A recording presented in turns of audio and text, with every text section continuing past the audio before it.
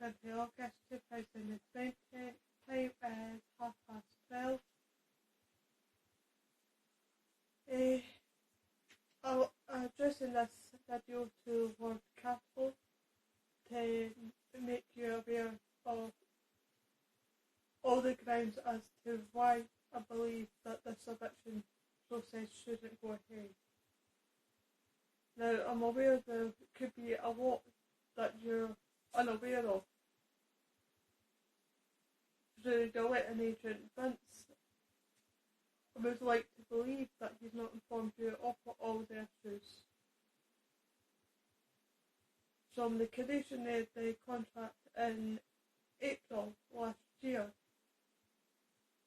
there has been severe anomalies with the house regarding the parent standards. From the creation of contract to date, there has been anomalies regarding the providers for energy. There's been damp issues. There's been issues regarding doors, issues of safety within the garden, issue of safety regarding the buildings at the back of the property, the drainage.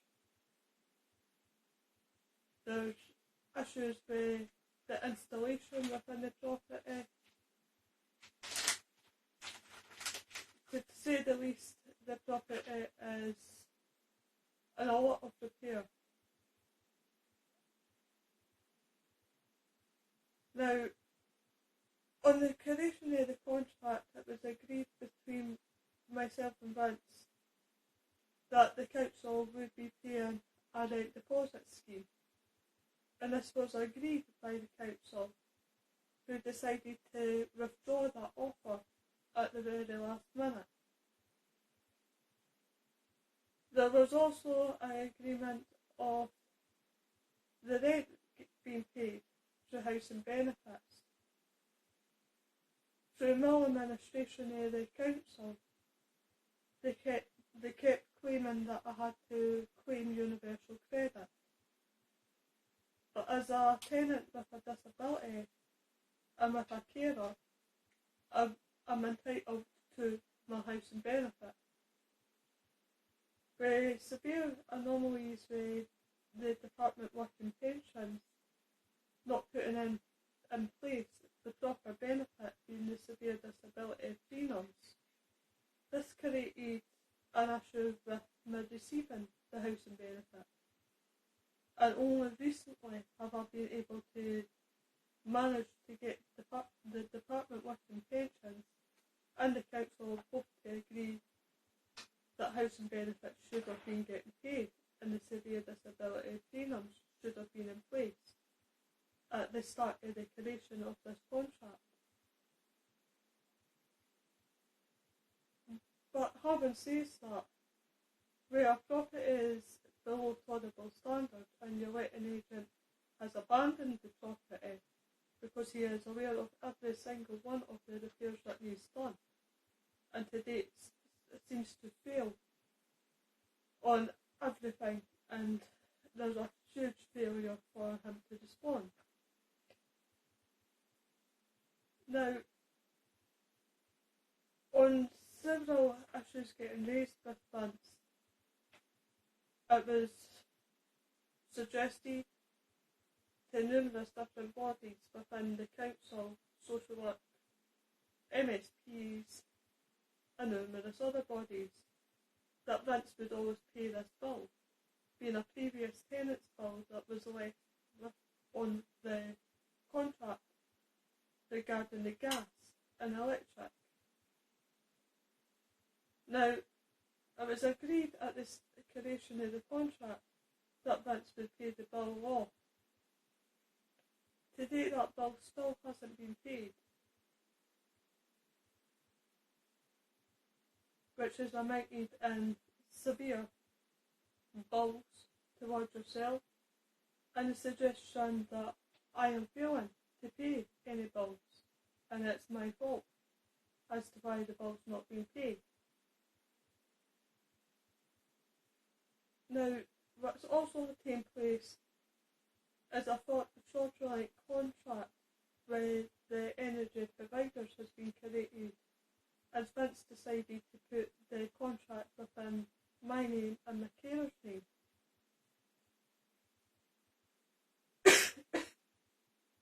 Where my carer isn't part of this tenancy, he has a carer's room within the tenancy. So no contract should have been issued with his name on it.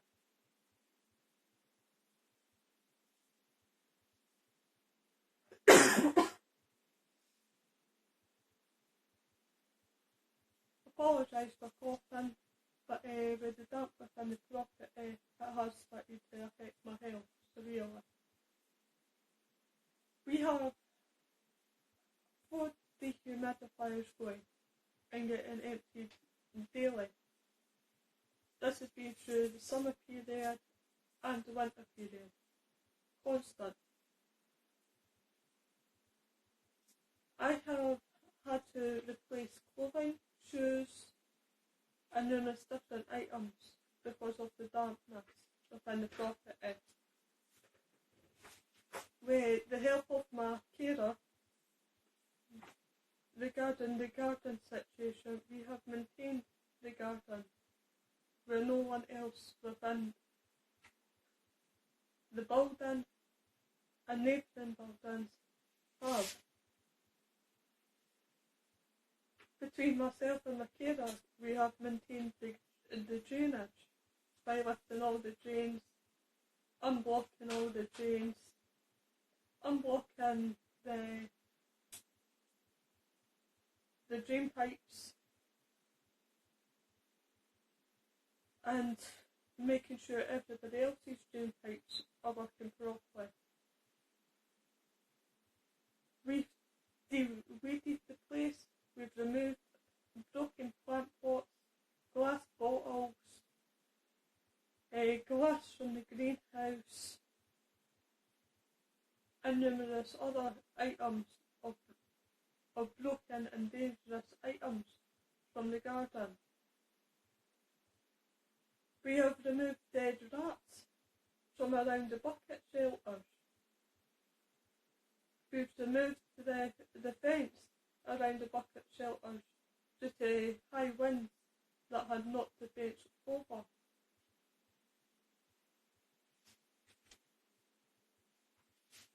We've also maintained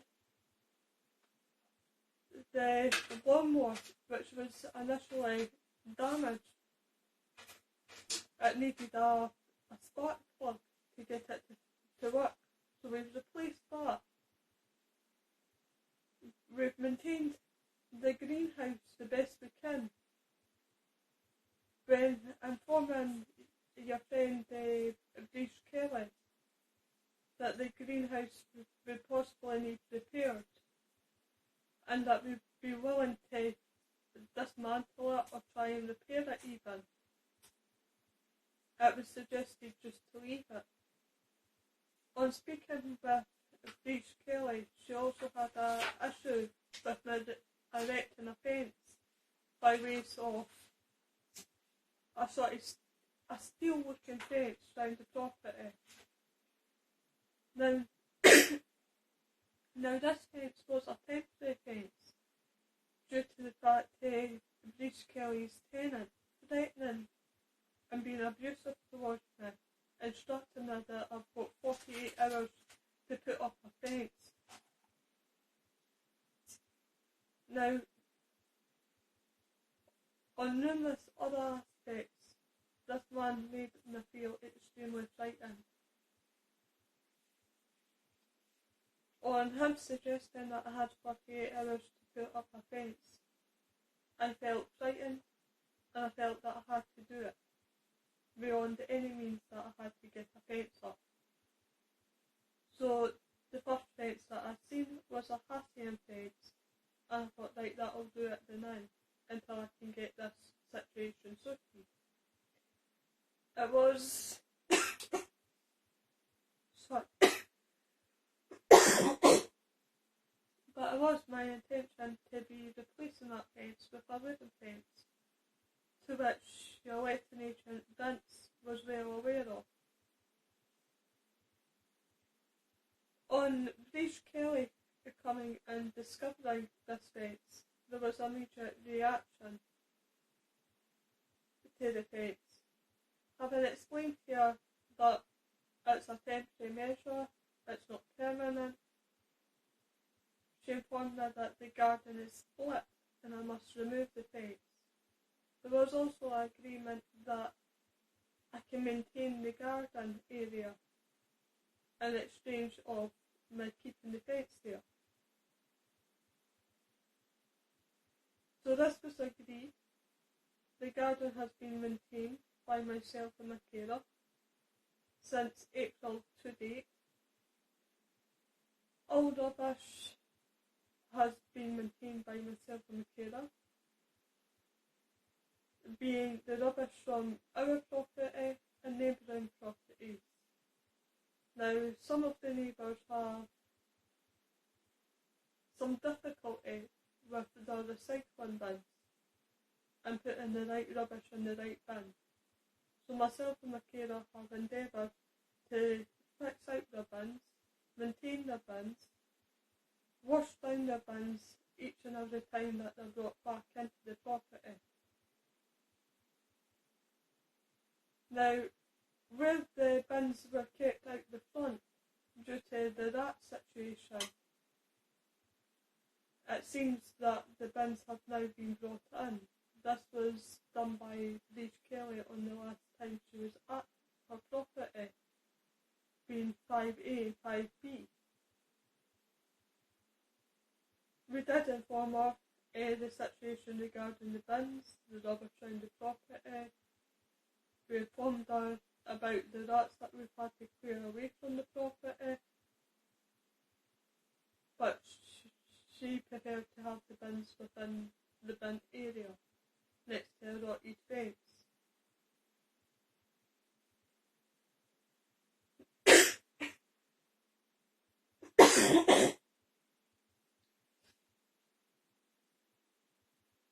So, where we've maintained the outside of the property, to the point where the ground was completely dry, there was one patch that was completely soggy. All the grass was completely dead. It had gone yellow. It just wasn't going to grow back. We've maintained it to a stage where the grass is fully green and it is fully grew back. On doing the garden, we discovered the path within the garden, the wee stepping stones. We've maintained that, we've brought it back. All the stones have been pressure washed and scrubbed. All the algae that had grew all over the place and was causing a slippage and a danger to folk when walking. We've scrubbed that away. We've got rid of all that. Where some of the path is uneven, we've evened it out as much as we can. Where the drainage was going into large puddles in the corner of neighbouring properties, we've endeavoured to fix that out, sort it out. Where drains were blocked beyond any reasonable force, in the word, we've had to get one of these wee drain things, being a large metal object, and shove it down every drain. What we discovered when doing that was a large amount of chip pan fat, tea bags, peelings from potatoes, other bits of food substance down these drains.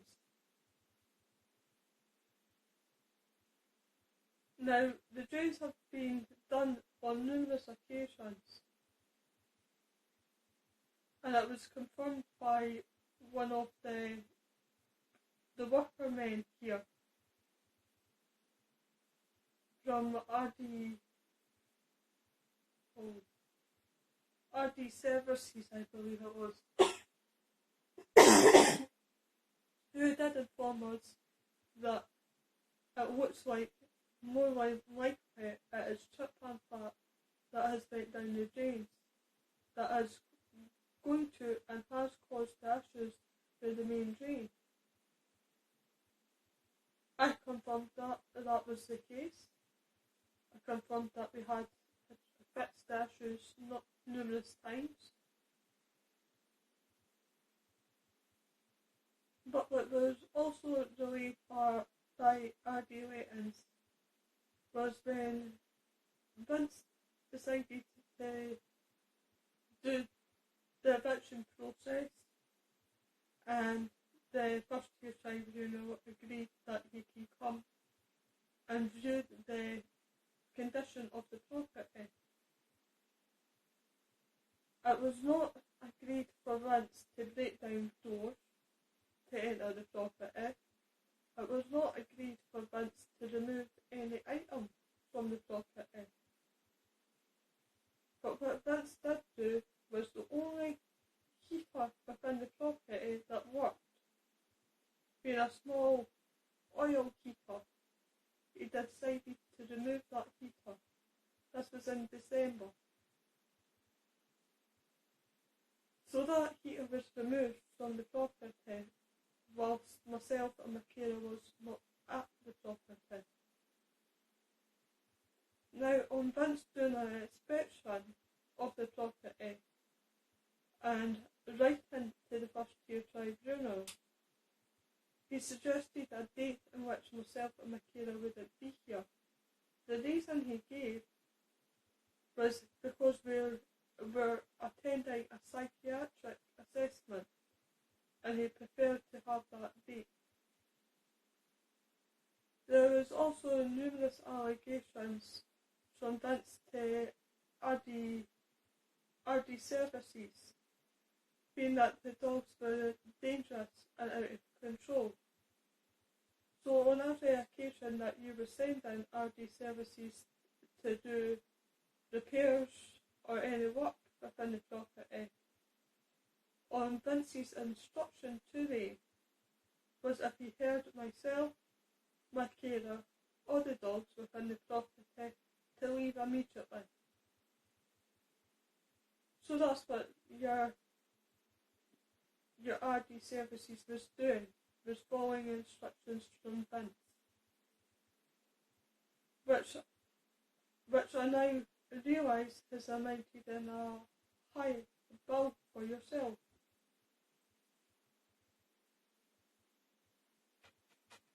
Where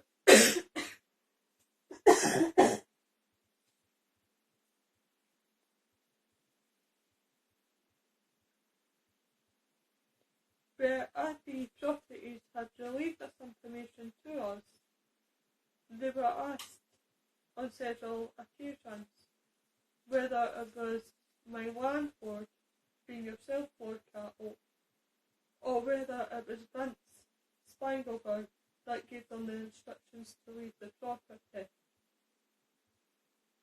On each occasion, they fully state that it was Vince that told us to leave, on the assumption that the dogs are dangerous and aggressive,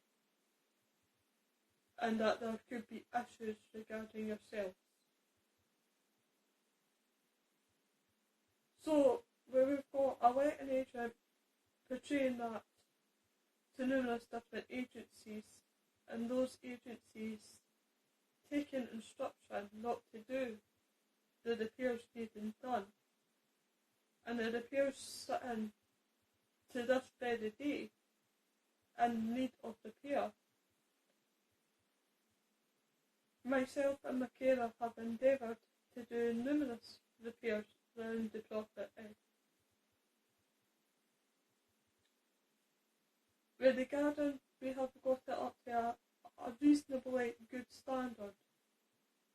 There is still a lot of work needing done, regarding the greenhouse and the pathways. But we have got it to a reasonably good state. The front door has been completely replaced due to the fact when it was broken into, the joiner I do apologise, but the joiner of the property, when coming to fix the door, did say that the door would need fully replaced. This is beyond any repair. The door facing would need replaced and the full door would need replaced.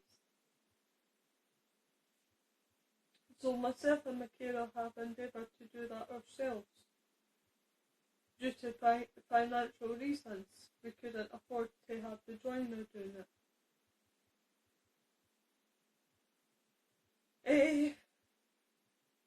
With the dampness in the property, as I explained earlier, we've managed to get the dehumidifiers in place, which has tamed the dampness down slightly due to the fact that they're getting emptied near enough 10 times a day every day.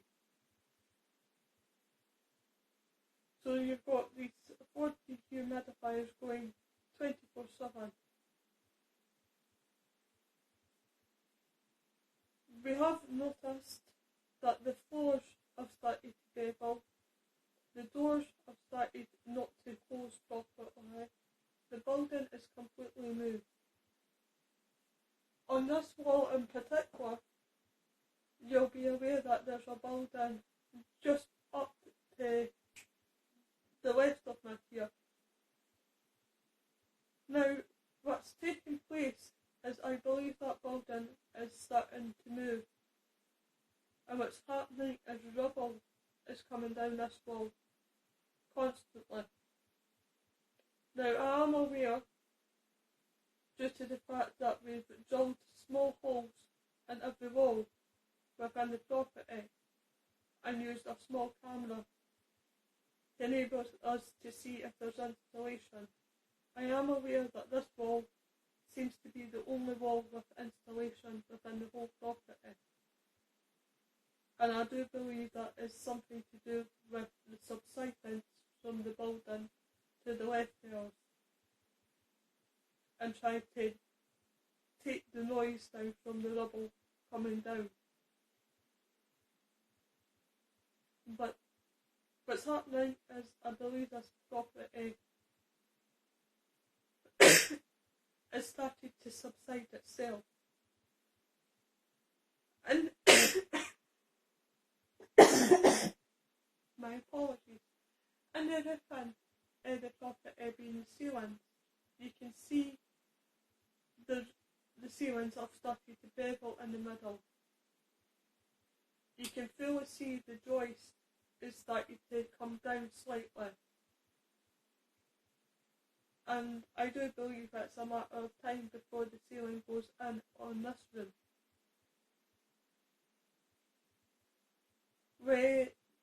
Round the window frames, I have noticed severe condensation within the middle bedroom of the property.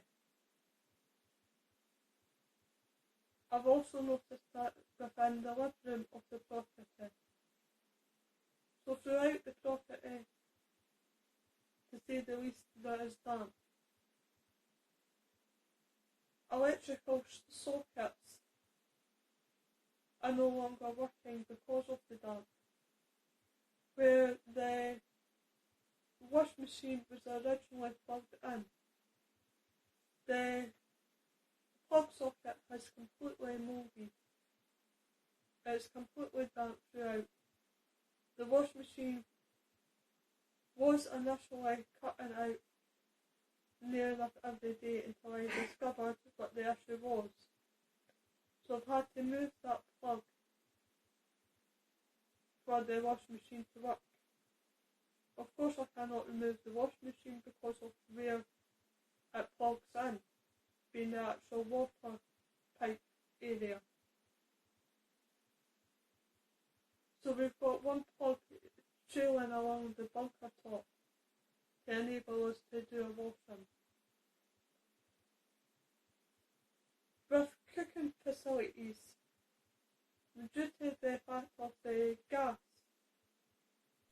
I've had to buy myself a new cooker because Vince just fails to pay this bill, which would enable me to have cooking facilities within the property.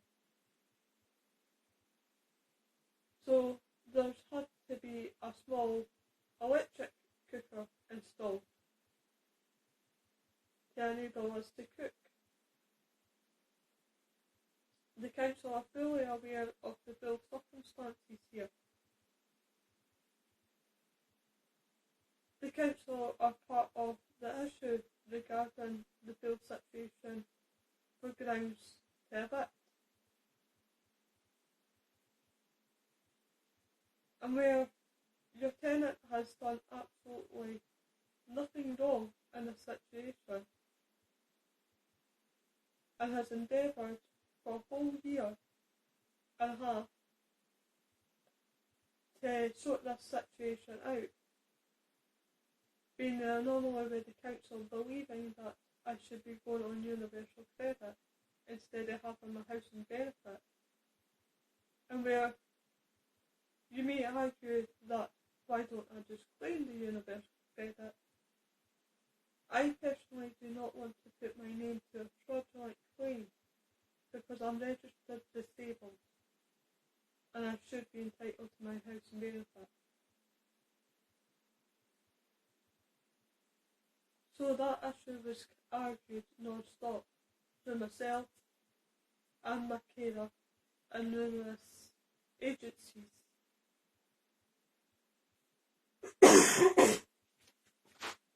So numerous other agencies have been aware of the situation for some time now and have endeavoured with events to try and sort the situation out. Where we have an Ali Bean from Aberdeen City Council who, without coming out to the property assessing the situation whatsoever, decided to believe events on his lies that he's been telling. Where we've got social workers who have also endeavoured and have also been writing up that Vince did say numerous times that he'd pay the bill. That has now developed into that it was my bill and my bill to pay.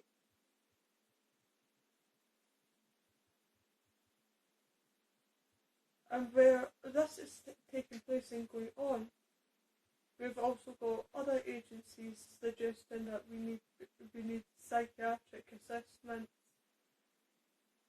and I may need to get rid of my carer in order to get housing benefits and numerous other help that they want to suggest that they'll give. So that's been going on for some time now.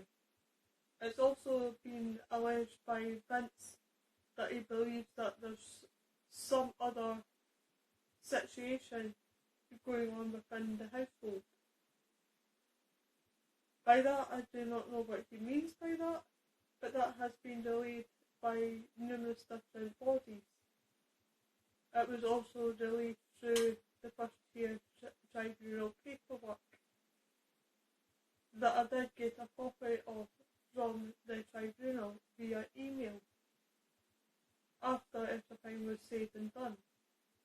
Now, through anomalies with Royal Mail and targeting from Royal Mail upon myself, my carer and my dogs, I have not received any of the documentation whatsoever at this address, and numerous other mail has not been delivered to this address.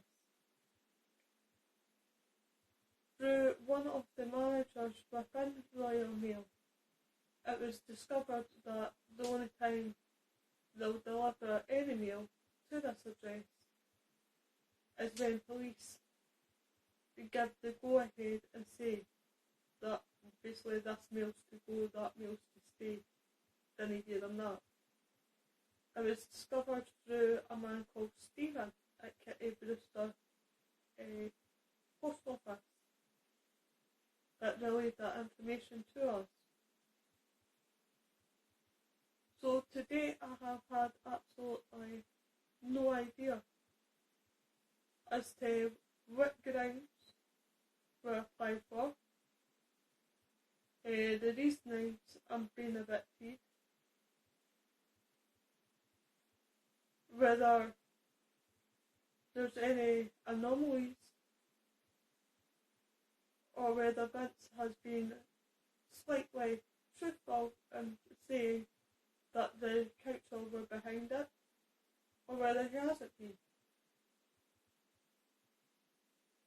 Now, the information that I've been relayed through the First Case Tribunal, through the decision notice, suggests that it was my failure to pay a rent,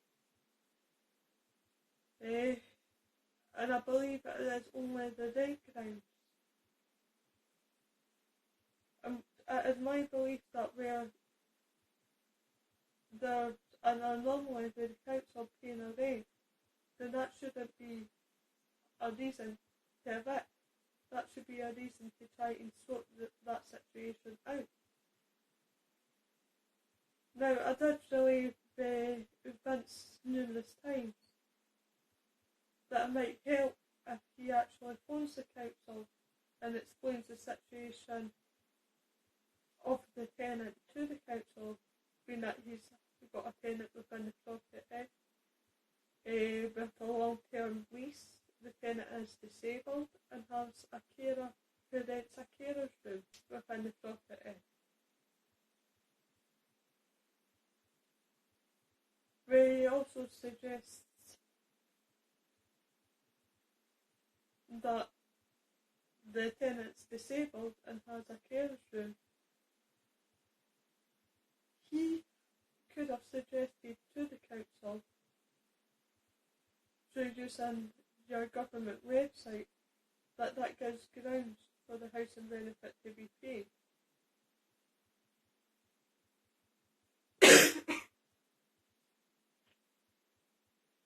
But between the council and Vince, I have been non-stop harassed beyond belief to go onto universal credit, to get rid of my carer, to enable me to get housing benefit. On getting rid of my carer, who is now a sole trader due to the situation, the rent still is not paid. Housing benefit still is not paid. Although the situation has developed where the council and BWP have both agreed that I should have been in receipt of housing benefit and the severe disability premiums from April last year. So where that's agreed, and it's agreed that there'll be back payments, I am in a situation where I am not in any sort of rent arrears.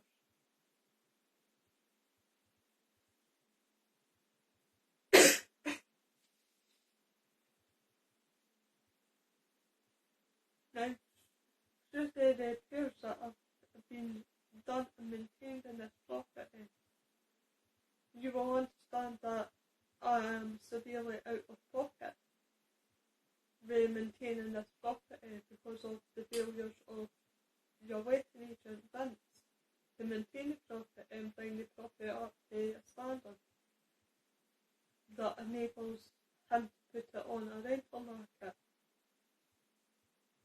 Where I currently am in a property with no fire exit whatsoever, that deems the property to be below tolerable standard. Where the damp in the property, I am on top of that, and I am maintaining the situation to bring it back into a tolerable standard. The damp is getting washed, it's getting treated through dehumidifiers and very bleachy water to get the damp off all the surfaces. But what I have noticed is that when conditions outside are bad, the floors within every room develop a film of water.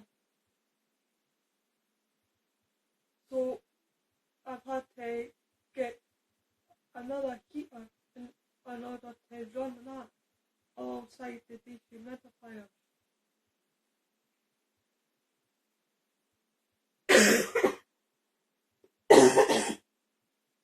Which is bringing the condition under control. Now, I know that you're probably sitting back, Lord Catto, thinking what's this all about and how is it possible for you to have a letting agent who's failing to do these repairs where you've employed them to look over your properties, maintain your properties and keep them up to scratch. And I do appreciate that. And I do appreciate that it could be a genuine fact that you know nothing about this whatsoever. This is why I've resorted to speaking to you direct, because all communications with your letting agent has completely broke down, to the point that he's suggesting that we've chased him away from the door and I've not to contact him back again regarding anything. So I've maintained that status because he asked me not to contact him back.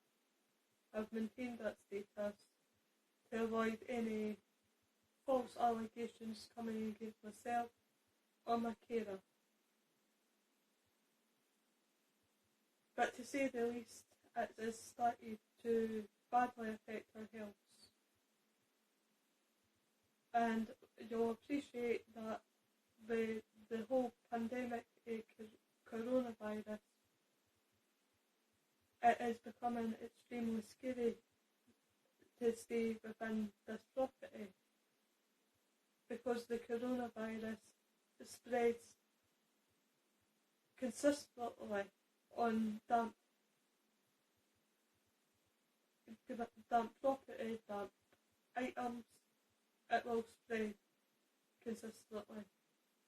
So where this property is completely below tolerable standards, and now is a high health risk due to the pandemic, and it has started to affect my health and my carer's health, we need to start thinking about other options on how to maintain this property, because believe me, Lord Catto, I do not want to move from this property. I love my surroundings, and although the house needs a lot of repair, I really do love the house. I love the garden for therapeutic reasons.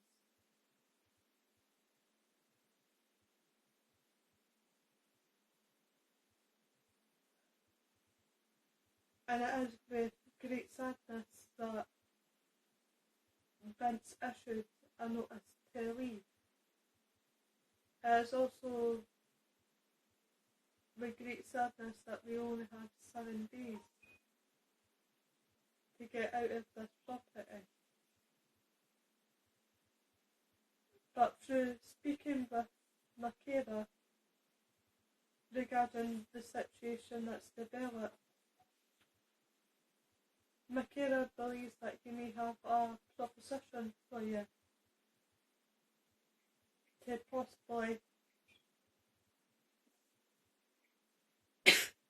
possibly take on some of the situation, in the hope that we can come to an agreement where I may not need to leave this property. And I hope that is an agreement that can be reached through the proposition that Makeda has.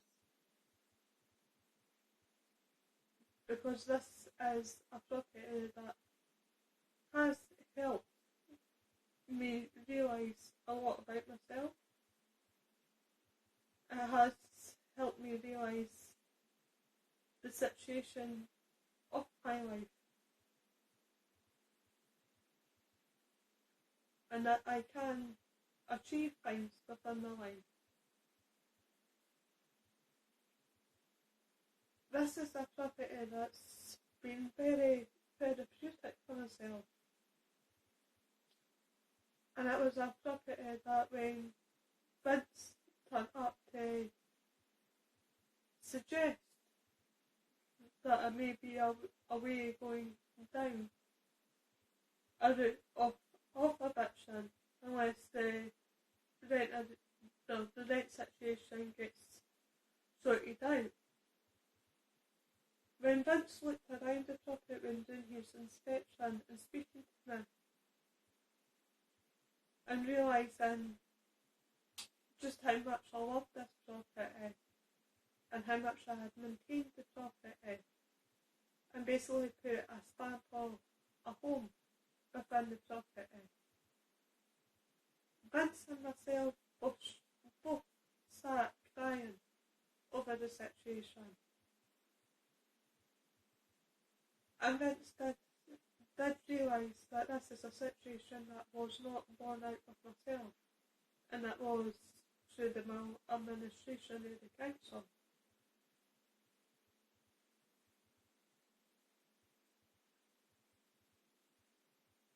So having said that,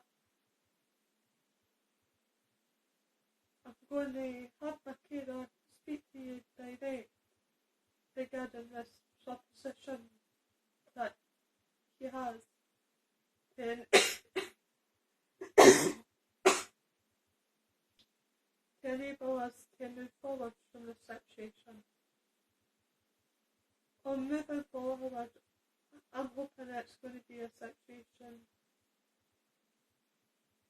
that I can become your long-term tenant, and that I do not have to move from this property, which I have put a lot of my heart, my soul, my blood, sweat and tears have been into this property.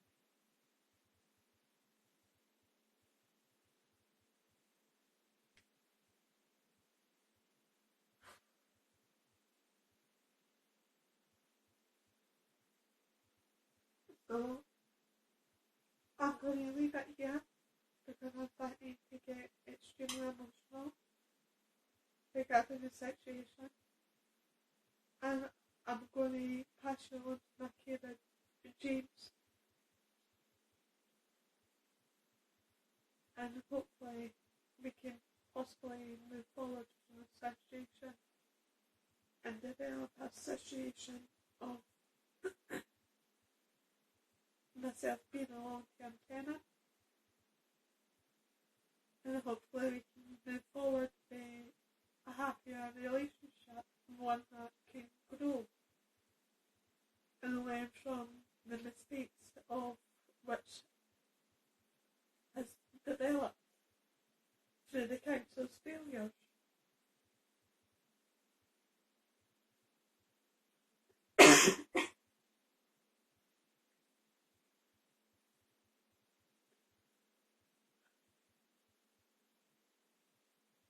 I'm going to thank you for your time, Mr. Catto,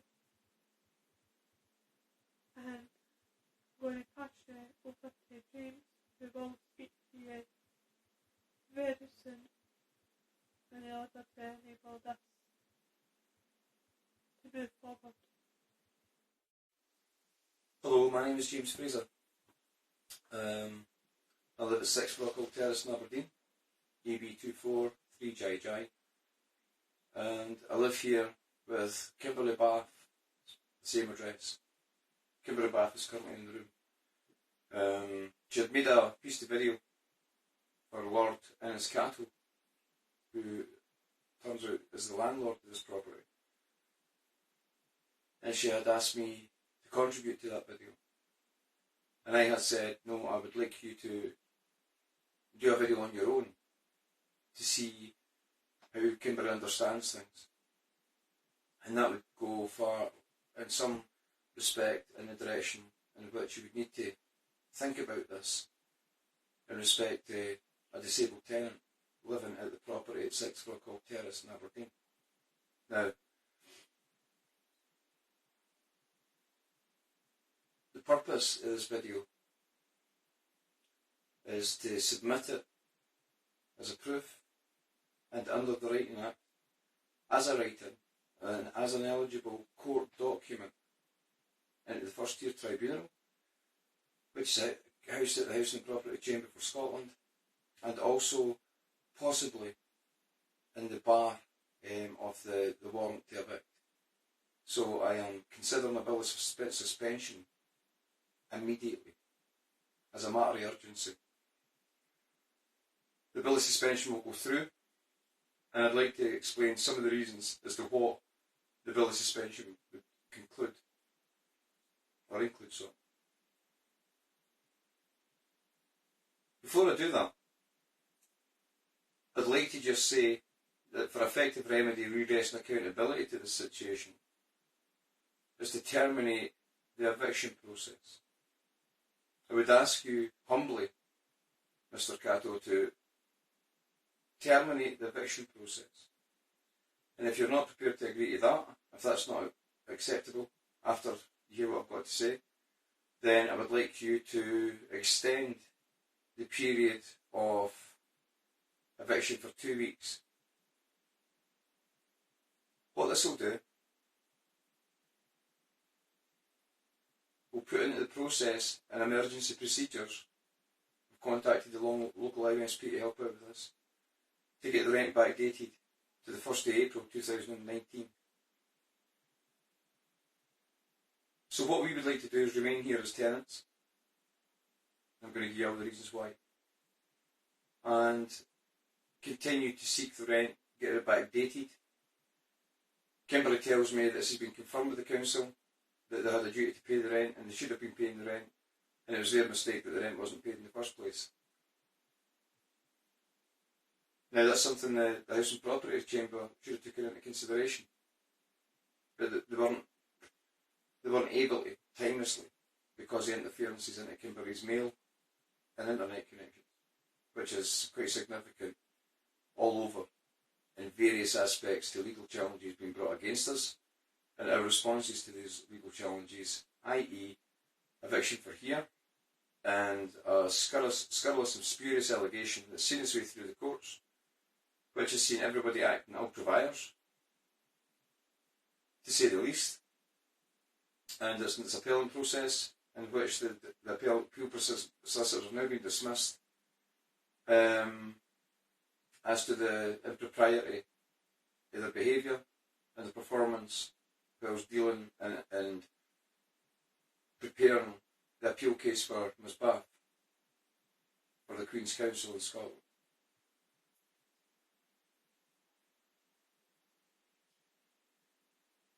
So I'm looking to raise a bill to strike out all the reports that's been used by all, and to bring into court and have sworn under oath the writers and the authors and the contributors to these reports, where they'll be cross-examined by either myself, Kimberly, on what is basically 30 terabytes worth of evidence in respect of the evidence that I hold from entering the north east of Scotland, which was Bowden Village, from the 17th of February to the 1st of April 17th of February 2018, sorry, to the 1st of April 2019. Then from 2019 we've been here at Lord Catto's address, and things have continued in the vein in which I'm going to describe. So basically what I'm saying is there's an effective remedy, redress and accountability to the problems that beset the eviction process, the first year tribunal application by Pebble Mountain Properties, and the basis on which that was applied. The contributions from the council at the time. There is effective remedy to that where Lord Catto gets his rent paid and we continue to live here, which we need, for all the reasons I'm about to describe. It is of no advantage to anyone at this point to continue to evict, considering, in light of everything I'm about to describe, and everything we've been through at this address, who's contributed to what, and what's been done to us, by who, and who was involved. When I've suggested and told different possibilities, the prescriptions, the behaviours that's been beset upon us, and what these people were, and what these people's intentions were at these times, and what they'd hoped to achieve, and what actually was achieved by it, by the sheer determination and tenacity by both Kimberly and I to never put a foot wrong and to capture these people doing exactly what they were doing. And that's in reference local landlords and local tenants and local letting agents that neighbours that address the 6 Frog Hall. Specify at 5A and 5B being Lisa Gregory and Breach Kelly being the landlords. So we have got quite a bit to get through. And what I do, I'll reinstate this again, what I hope to achieve is both Kimberly and I to remain here and allow the bills to go through, allow for the appeal process to happen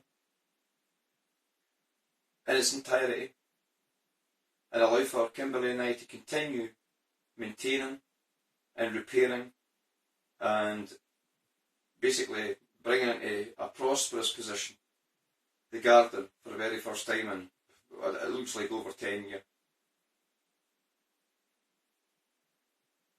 When you realise that the problems have been beset, when you realise how long this has been going on for, when you realise just how long ago it was that Pebble Mountain Properties, being Vince, abandoned the property, failed to maintain the property, failed to do anything on the property, and then you've got to look at his criminal intent with reports and suggestions that he's been making in other places to achieve things. Then we'll discover what actually happened at the address when he had access to it without either Kimberly or I being there, supported by the police. Once we get through that, Lord Catto, I would like you to welcome Kimberly and I as long-term tenants. I'm not asking for support, I'm not asking for anything, but we really need to save our own lives and to save the lives of our dogs and to prevent this happening again and again and again. Because the main reason, the main contributing factor as to why we can't deal with the problems that beset us is we're having to flit all the time. We don't know where anything is, it's all in boxes and it gets damaged. And the evidence we've got of people acting ultra-vires and proactively to damage our goods, all across the board, I hopefully will get through to you. But I don't want to take any too much of your time, but I hope to definitely say enough that allows you to consider the position of a disabled tenant and our carer, as opposed to the way we have been written and reported about in all different areas, which brings into question the criminality of Pebble Mountain Properties and their intentions to pervert the course of justice, and a criminal trial, and the claims that they brought before a first-tier tribunal. Spurious, scurrilous, but it fits straight into the write-up that the Police Scotland would like to have for us, and it's got a continuity to it now for so long that it's almost believable. But we have been fighting this for years, and the reason it's on your doorstep, which I apologise about, is because you are a landlord. I have read an awful lot about you, and your father, and your grandfather, and the banking system, and the development of that, and quite intrigued by it all, to say the least. an absolute honour and a pleasure to be living in one of your properties and having a garden as beautiful as that, which has been therapeutic to both Kimberly and I. And to maintain it to the standard, or bring it back to a standard and maintain that standard. So we'll get on with it. Hi Lord Catto, my name is James. I've decided to do an audio recording of this. Two reasons. One is I had a severe head injury and I've got permanent disfigurement and it's pretty bad, and I've grown a beard and I've constantly wearing a hat as a result, and it doesn't quite cover it, and I'm pretty self-conscious about it at the moment. Two, it's a better sound quality for you to listen to. Now, Kimberly's given you a synopsis as best you can, and I have sort of a run round the boundaries a wee bit. But what I want to hopefully achieve is you cancelling the eviction. That's not to say that, and it is only in order for us to provide you with evidence of what this would look like should eviction happen, and there's court action for compensation for what Pebble Mountain Properties have done. Now, that's where I don't want to go.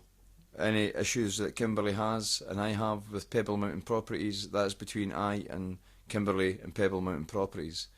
Although the landlord is technically responsible for everybody's actions on this property. And that's what I want to hopefully address, with the view you cancelling the eviction and letting us remain here to achieve the things we've already started and the good things we've brought to this house. So, as roughly explained before, on the 1st of April 2019, the tenancy commenced.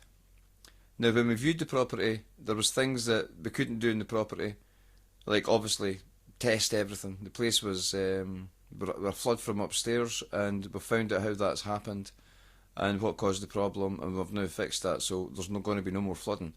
They repaired the damage, but they didn't get to the root of the problem over that. And I myself and Kimberly have sorted all problems with this house. That's the thing. We have spent a fortune to be here. We've took on laborious work that we didn't have to, and what we've undertook is actually starting to show rewards in the house and in the property, the surrounding neighbouring property, which no one is taking care of. So the tenancy began on the 1st of April 2018, and Kimberly was signing the contract under duress because she was fleeing, she was taking flight from an address and previous troubles that was going on with the landlord, who was committing the same modus operandi and alimony behaviour as the previous landlord. And hopefully I'll get to all that as to why that is. Strictly try to deal with just the contract just now. The contract was in duress at the point of signing. And the reason for this being is, before Pebble Mountain Properties, when you employed him to put it out into contract, he had to assure to certain things that were right before he could put this kind of service and goods, you know, out onto the property market. Under a law contract that would maintain and see and have an oversight to the building regulations, the fire regulations, the tolerable standards, and various other things, pathways underfoot, different things like that. But that's not something for you to worry about, because I have repaired most of the defects, and I will get around to telling you about them, and I'm trying not to take too long. But the development, the production of the contract seen Pebble Mountain Properties starting to act in the very same way as everybody else acts the minute the police intervene, which is normally false, spurious, malicious allegations. That's all done in the background, no one actually comes and speaks to either of us about it. These claims are made all over the place, and then suddenly we find ourselves at first-year tribunals and court appearances where the perversion of the courts of justice, because of the input from Pebble Mountain Properties, is so much so we've now been evicted, and we believe the police are using reports and up-and-coming cases, other allegations against us, that has been produced and procured out the very same modus operandi and method of the police interacting with landlords, letting agents, and people in the community, basically. And we've had our fill of this. We really have had our fill of this. So when Pebble Mountain Properties started to behave in the very same way, we've seen it coming. We really did. We've seen it before we moved in.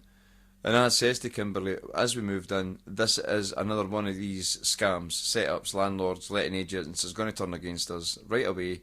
And he did. He done exactly that with no reason, with no cause whatsoever to say the things that he said.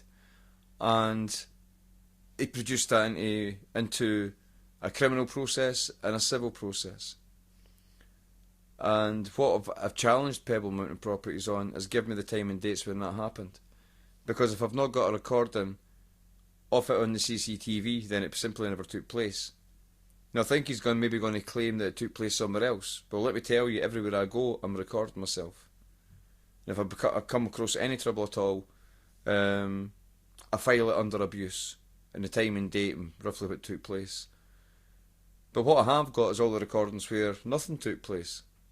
And that will show where I am at that time.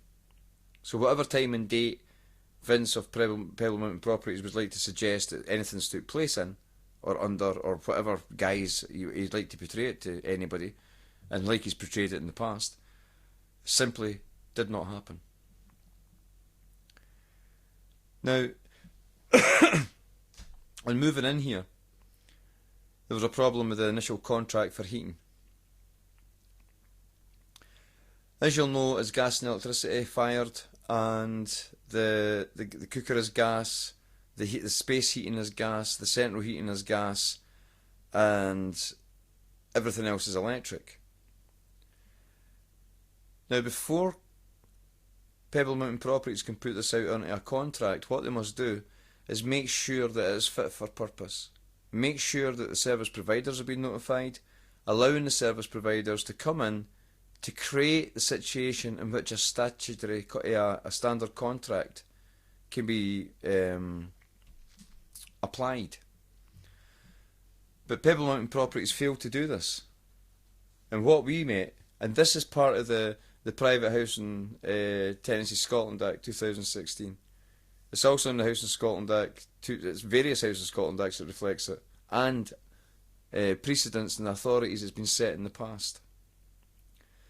But before this house could have been put on a contract, Pebble Mountain Properties had a legal duty to ensure that the space heating was switched on and that all services were available on entry.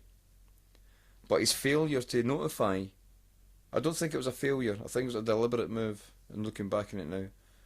But whatever, his failure to notify the fuel company, the service provider basically, of the fact that a tenant was moving in, allowing them to put it onto a standard contract. So therefore, when Kimberly walked in the door and switched on a light, she was developing a contract from there. What we found was Kimberly was handed a gas and electricity card with both her names on it. And I'm not too sure how that's come to be, because a contract was formed in a tenancy that is for Kimberly, and I'm a carer, and I've got 50% of the house because I've got a carer's room here to assist Kimberly 24/7. But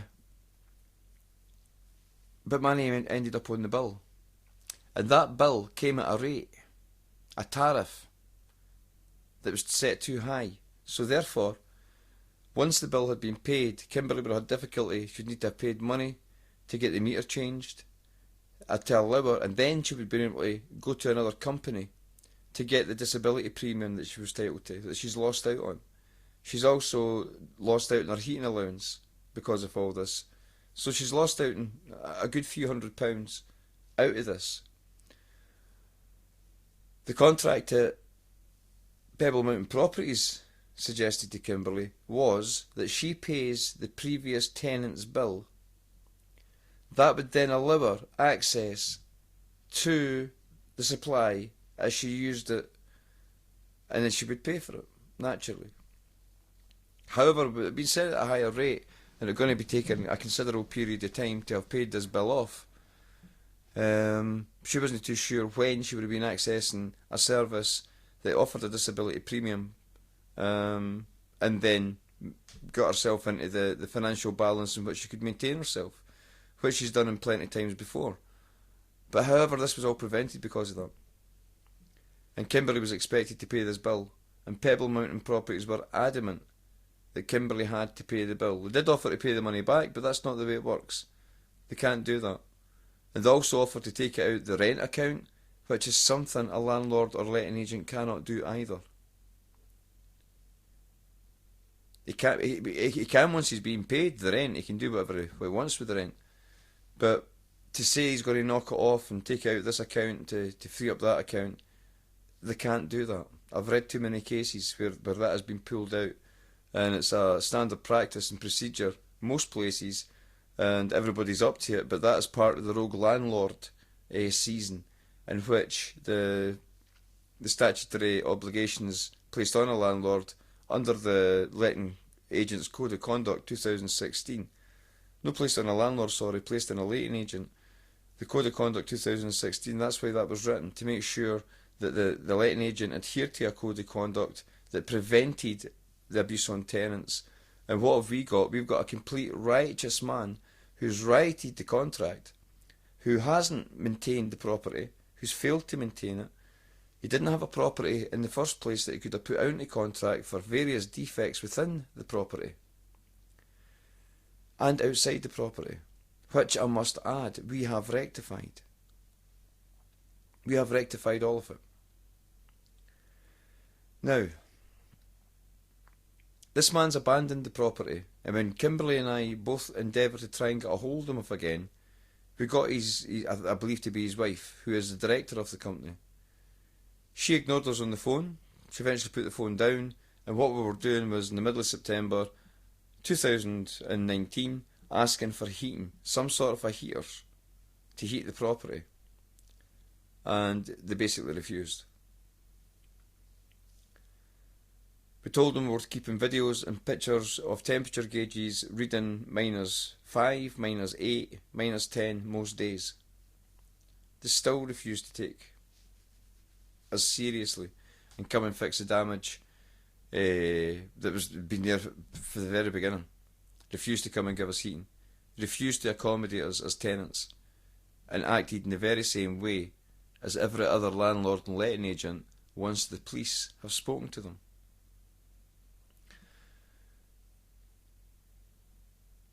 So there was no way we could go back to Pebble Mountain Properties. There was nothing else we could do. We went to Environmental Health, who Kimberly spoke to various people, but got put into the hands of Ali Thane. Ali Thane didn't do his due diligence, didn't do his statutory obligations, and basically wrote to Vince at Pebble Mountain Properties, had a wee chinwag about it, and sided with Pebble Mountain Properties, without doing an environmental health inspection, without doing all the things that he was required to do, or have done. And you've got to ask yourself, why would he not do that? Is it because he would actually find the property in that condition? So what we done at the time, and throughout the beginning of this tenancy, was videoed the entire property. We've got a video record of everything we've done to this property. Absolutely everything. And it's been laborious. The cost is running to hundreds of pounds to buy the equipment and the tools needed. And they're all power tools. And they're all brand new. What we have is a situation where we came into a dilapidated property. We brought it up to a really good standard. And saved the day, basically. Not only have we maintained it, but we've stopped it from going into a really serious state of disrepair. Very fast because of damp. Now, Pebble Mountain Properties has also refused to fix the front door or replace it. So from averaging December the 17th, 2019, right up until August the 24th, we never had a front door. They were just a broken piece of wood in its place, and we've got videos and records of that. But we've now secured the property now. And the thing about the eviction Pebble Mountain Properties has took the wrong action. The action that they've taken is the prescribed procedure under the Private House and Tenancy Scotland Act 2016. However, what Pebble Mountain Properties fails to acknowledge, and what everybody else seems to have failed to have acknowledged, because we've told the council, it's been recorded at the council, but it's not made the slightest piece of difference to anything, is that once a contract is under duress, and you declare that, in Scotland you can go to the court to have the court declare it, but if you declare that and there's still no position by the breacher of the contract to remedy that contract, then it is a contract under duress. And naturally in Scotland at that time, the person who is the tenant of that property address, when a letting agent or landlord is so violating the contract for such a long time, that the maintenance of the property was set solely down to the tenant, and they've done that successfully well, and it's their home, that person has got a natural right to a Scottish assured tenancy with a security of tenure. Now I have the authority, I've got the leading authorities in the leading cases in Scotland, and in the UK, it affects Scotland as well, dealing with this. I've got authorities in the UK cases on the biggest compensation awards, running at £85,000, and that's when a guy was evicted under the circumstances, and roughly which we're going down. Only the present circumstances and the circumstances of the past were far worse. And we have it all documented. We've recorded absolutely everything. Absolutely everything. And that boy was only deprived of his property for 2 weeks. So there's leading cases, the Pinnock case, there's lots of cases, authorities that tells me that I've got an assured tenancy. And so is Kimberley, with an assured with a security of tenure until the original contract can be either remedied, which is the Pebble Mountain Properties has failed to do, but there's got to be redress and accountability now. And that redress and accountability hasn't worked, and there hasn't been no remedy either. And that's why I've come to you directly. We have been sitting since approximately September under the situation that we're in, with an assured tenancy with a security of tenure. I'm going to refer to a letter. Ali Thane at the council and various others at the council just would not give us your details, Lord Catto, in order to contact you. What Ali Thane suggested was that I send everything I've got to write to him, and he would send it on. Of course, I am not giving the pertinent details of my life, Kimberley's life, over to a council worker that's been acting ultra-vires throughout, been biased, he's been prejudiced, and he's been a bit malicious as to the targeting of Kimberley, who's a disabled person who has got a heart of gold, I may add. In September we had reason to write to you, to try and let you understand we've got an assured tenancy with security tenure, and the problems with the property, but no one would give us your address. Pebble Mountain Properties wouldn't give it us at any time that we asked for it. They seen why we wanted it and why we needed it, because we had to get them out the road. Lisa Gregory even says we had to get rid of Pebble Mountain Properties because we were a terrible letting agent. So I don't know if Lisa Gregory has said anything to you about that. But by the time it got to September, I decided to draft up a document, and I have a difficulty with writing, especially when it's on pressured subject matters, where I'm emotionally tied to them, and I'm living in that circumstance, and I'm having to put up with it at that time. I have difficulty setting it down on a letter, you know. And that's one of the main reasons for this audio recording. I'd like you to accept it as a writing. But I'm going to read from a document dated the 25th of September 2019. And it's addressed from Kimberley Bath and myself. I'll send it to you as well. But this gives you an idea of where we were on the 25th of September 2019. And I'll read it as it is. I won't digress from it. I'll just read it exactly as it is. It begins, Dear Sir, I write anent the above property to which your good self is registered as landlord. I write on behalf of Miss Kimberly Bath in the capacity as Miss Bath's full-time carer. I also write on behalf of myself as I have use of the property in order to fulfil my carer's obligations to Miss Bath, who is required to have 24/7 care in place. Miss Bath is with this disability. It is both our positions that as to catastrophic failings by Pebble Mountain Properties Limited, we both have been left with no choice other than to make contact with your good self as to the hardship suffered as a direct result of multiple failings by Pebble Mountain Properties, with the intention of yourself bringing remedy into what is an emergency situation. We are both very apologetic that we have had to contact you and in all issues of failures. We are sorry.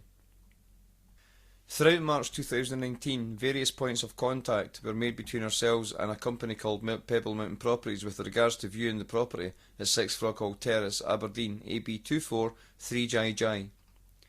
We met with the managing director of the company, a man called Mr. Vincent Spangelberg. Impressed with the property and the manner in which Vince had conducted himself, Miss Bath agreed to sign an agreement in which a contract for the property could begin on the 1st of April 2019. Vince had told of defects and repairs within the property that were currently being dealt with at that time and said we could still move in. As you will know, no letting agent nor landlord can create a contract if the actual service provisions for services needed to maintain and sustain life are not in fact in place. The new Private House and Tenancy Scotland Act 2016, to which we are all a party to, lies in contravention with the contract that was signed on the 1st of April, can only be understood now to be as a contract under duress. So this is a letter that's dated on the 25th of September 2019, I may add.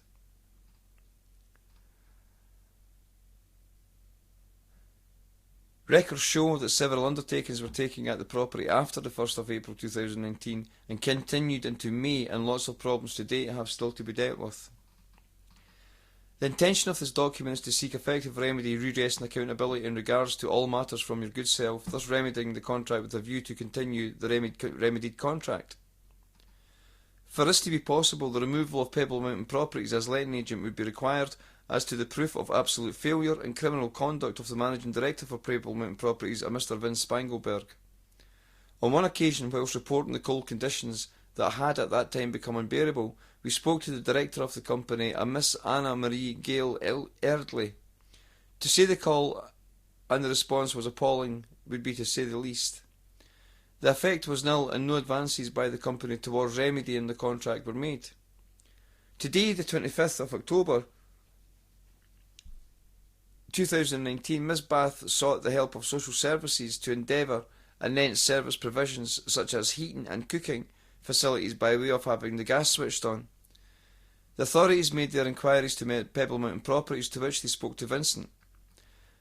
Vincent advised the social services that in order to have the gas switched on, Miss Bath must pay the outstanding bill pertaining to the previous tenant in order to receive gas. Preposterous. This is the response that has not changed since the beginning of the tenancy.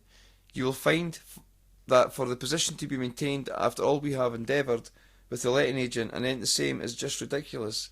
I do aim to give you as much detail as I possibly can. As I write, I have in mind too the Private House and Tenancy Scotland Act 2017.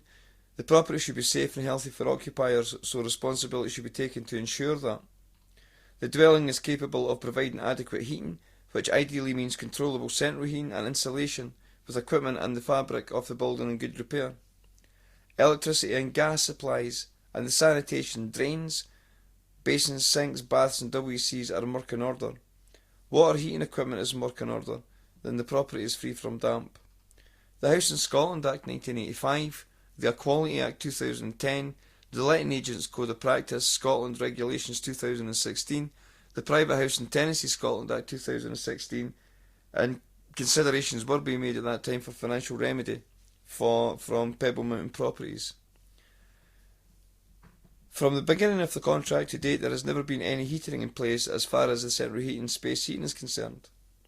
The letting agent has a cooker installed at the property that is off a gas supply. The reasons for the issues date back prior to the beginning of the tenancy agreement on the 1st of April 2019. On meeting with Ms Bath, the letting agent explained that there was an existing account and debt to the property in respect of gas and electricity used by the previous tenant that could only be removed if Ms Bath paid the bill. Only then would Ms. Bath have access to the supply of gas needed to heat and cook in their new home. This of course is not the case. Before the letting agent can offer a contract under the Private House and Tenancy Scotland Act 2016, he or she must ensure that they have first notified service providers of a gas and electrical installations of the service required, and to inspect all service provider installations and record same onto the installations, and an inspection date. In this inspection, any tariff previously set in the meter would for whatever reason be returned to the rate of a standard meter rate. This allows for a standard contract to begin as the meter is set for it. A standard contract begins as soon as you switch on any device using the supply, i.e. switch powering a light bulb. There is a standard contract.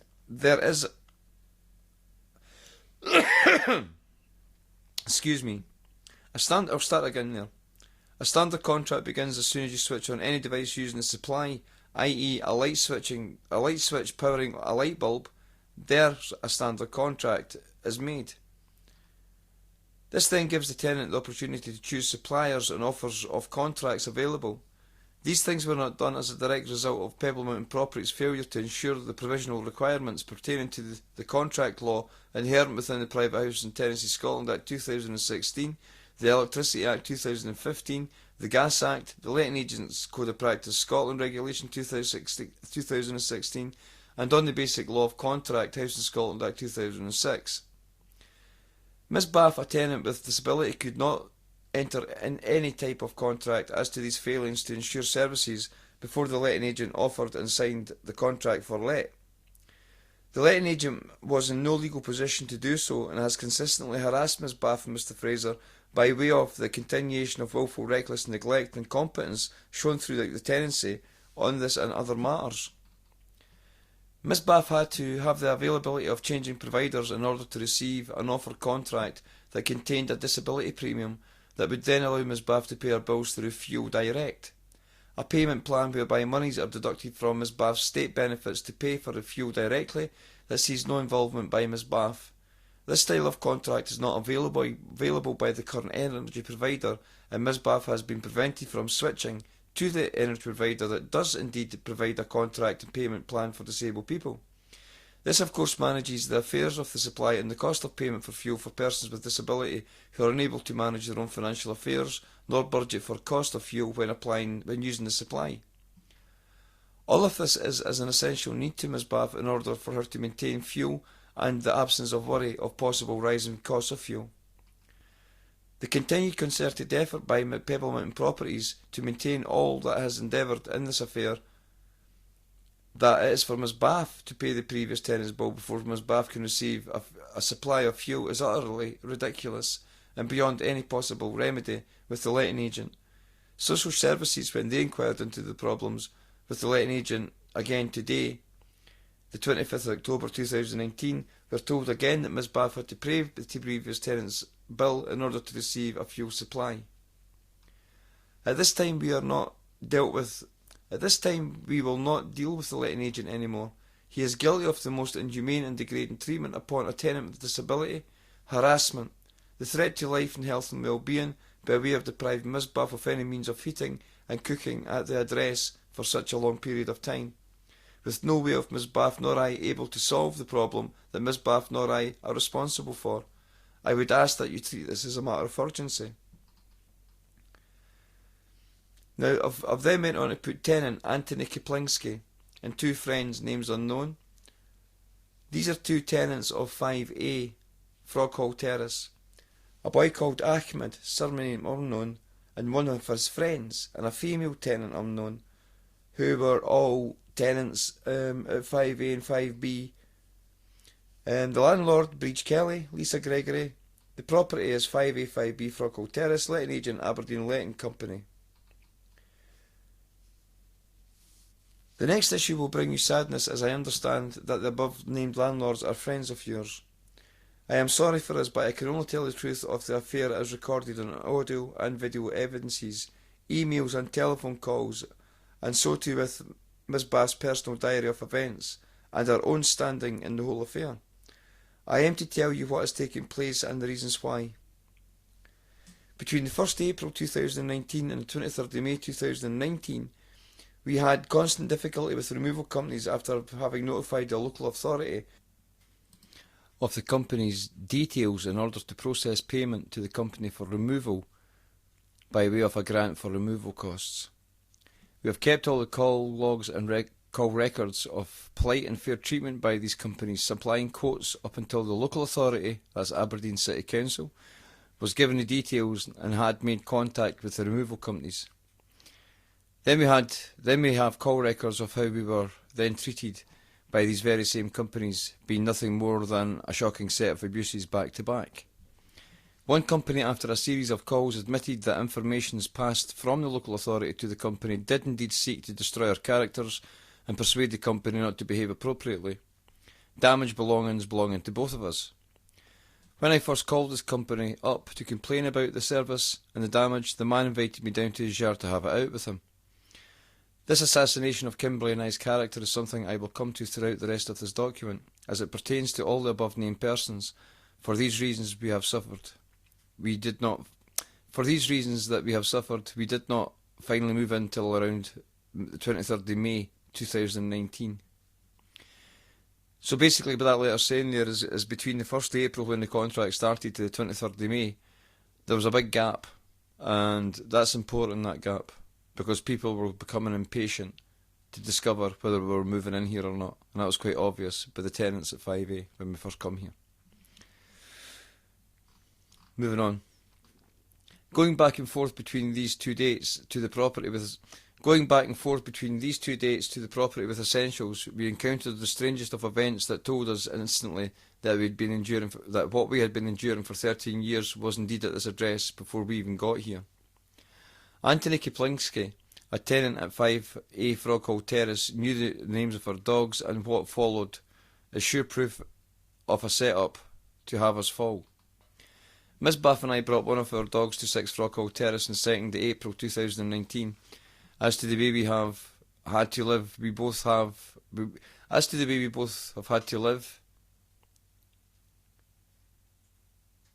had with us cameras and audio recorders. On entering the path at the beginning of the property and coming up the stairs, we both noticed to our right the living window of 5A had just its curtains swiped back, and looking out was a man and a woman, with a man then getting in the back of them to have a look at us both at the top of the stairs. We both smiled and said hello, and these people inside looked disapprovingly at us and grimaced as the one known as Anthony Kiplinski closed back the curtains. We both got the message and suspected trouble, but not just as fast as it came. After being inside the property for around 25 minutes, I opened the front door to let the dog out. We both walked into the middle of the garden, at which point the dog barked at the greenhouse.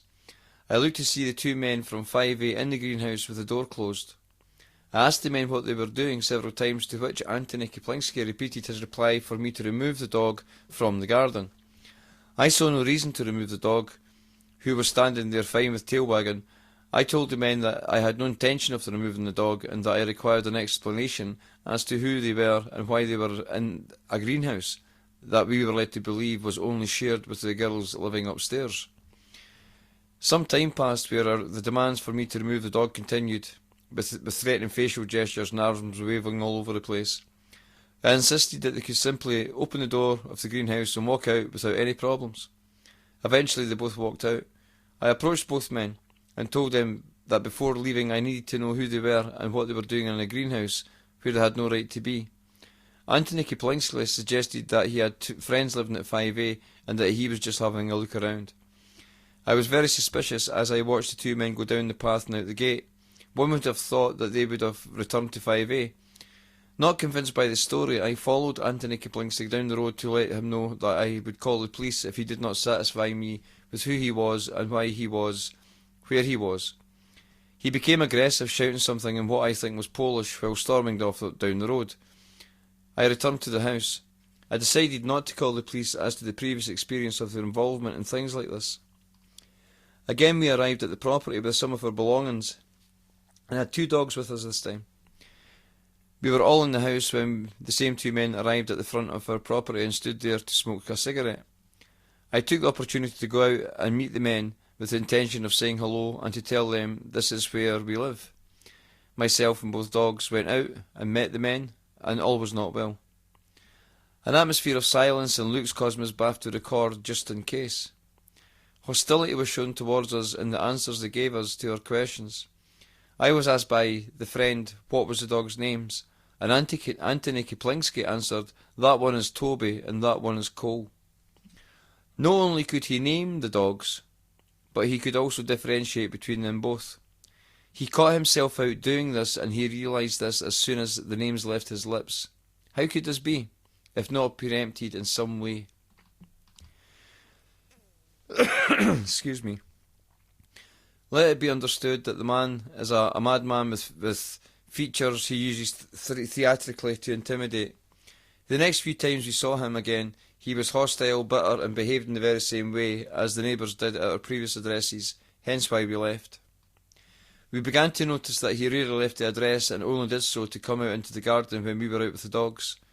We put it to the test and found that we were right. On one occasion I was returning to the address with both dogs and the camera. I came up the path to enter the property and Miss Bath was waiting to greet me.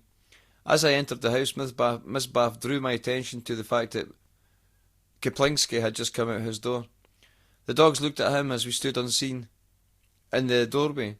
After a few seconds he begins to bang his front door over and over while was going mental with someone on the phone.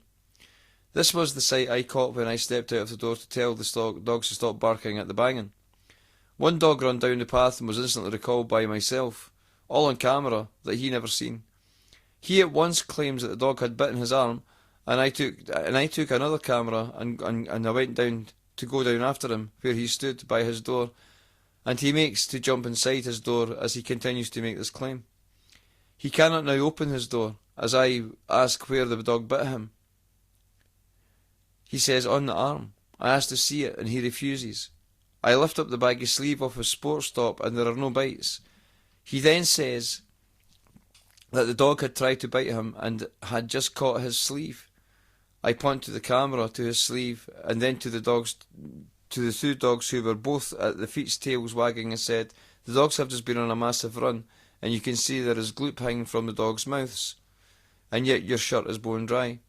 He told me in no uncertain terms to go away, and I did.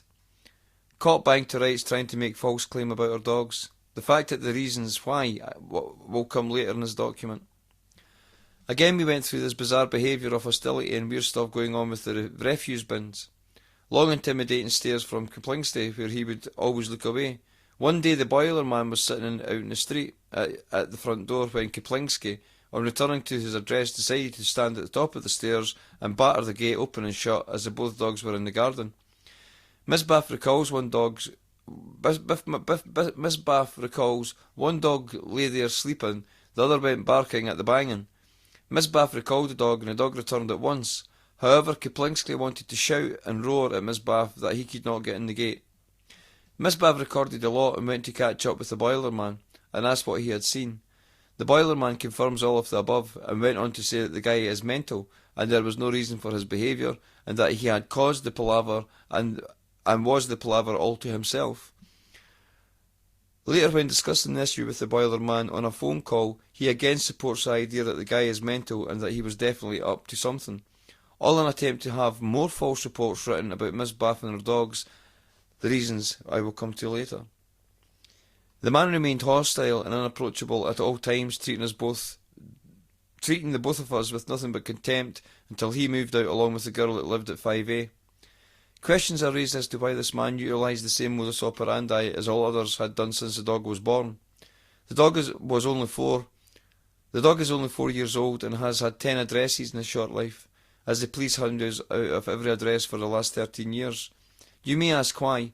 I do hope to relate that in all that I write to you about the credibility of the behaviours of people named who are of the above named people who are of concern.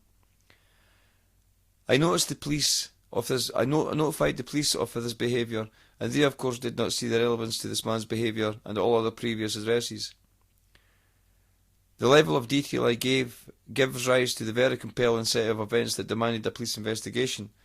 The fact that the police ignored all I had to say is suspect in itself. Again, an aggressor provocateur bearing all the hallmarks of countless people before, being reported to the police, and the police protect the persistent aggressor, who then makes the same claims against Ms. Bav's dogs and myself that all other complete strangers who have never met us has all said before. This is only done to generate reports to have our dogs killed, and the both of us sectioned. The reasons why this is to be done I will come to later. With the 5A now unoccupied, we enjoyed the garden and set to fixing things needing done on the outside of the property. This included the entirety of the well overgrown and neglected garden, in which 24 bins of garden refuge was eventually removed over a 3-month period. We used all the local bins available to other residents that was not in use, as they had no garden. We removed countless broken clay pots which had lay buried in the ground. Excuse me. And on top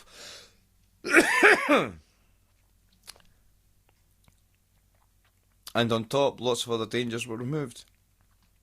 Trees and bushes that were all overgrown to the point that they were killing each other have been pruned properly, reshaped over a series of cuttings. We found pathways and patio and cleaned them and restored them. Having done this, we then cleared all pathways underfoot at 6 Foghall Terrace. We cleared away the trees, the bushes that had grown under the house from the false path that had been laid on top of the original path. This meant clearing away about 20 wheelbarrows worth of stones to the back of the property.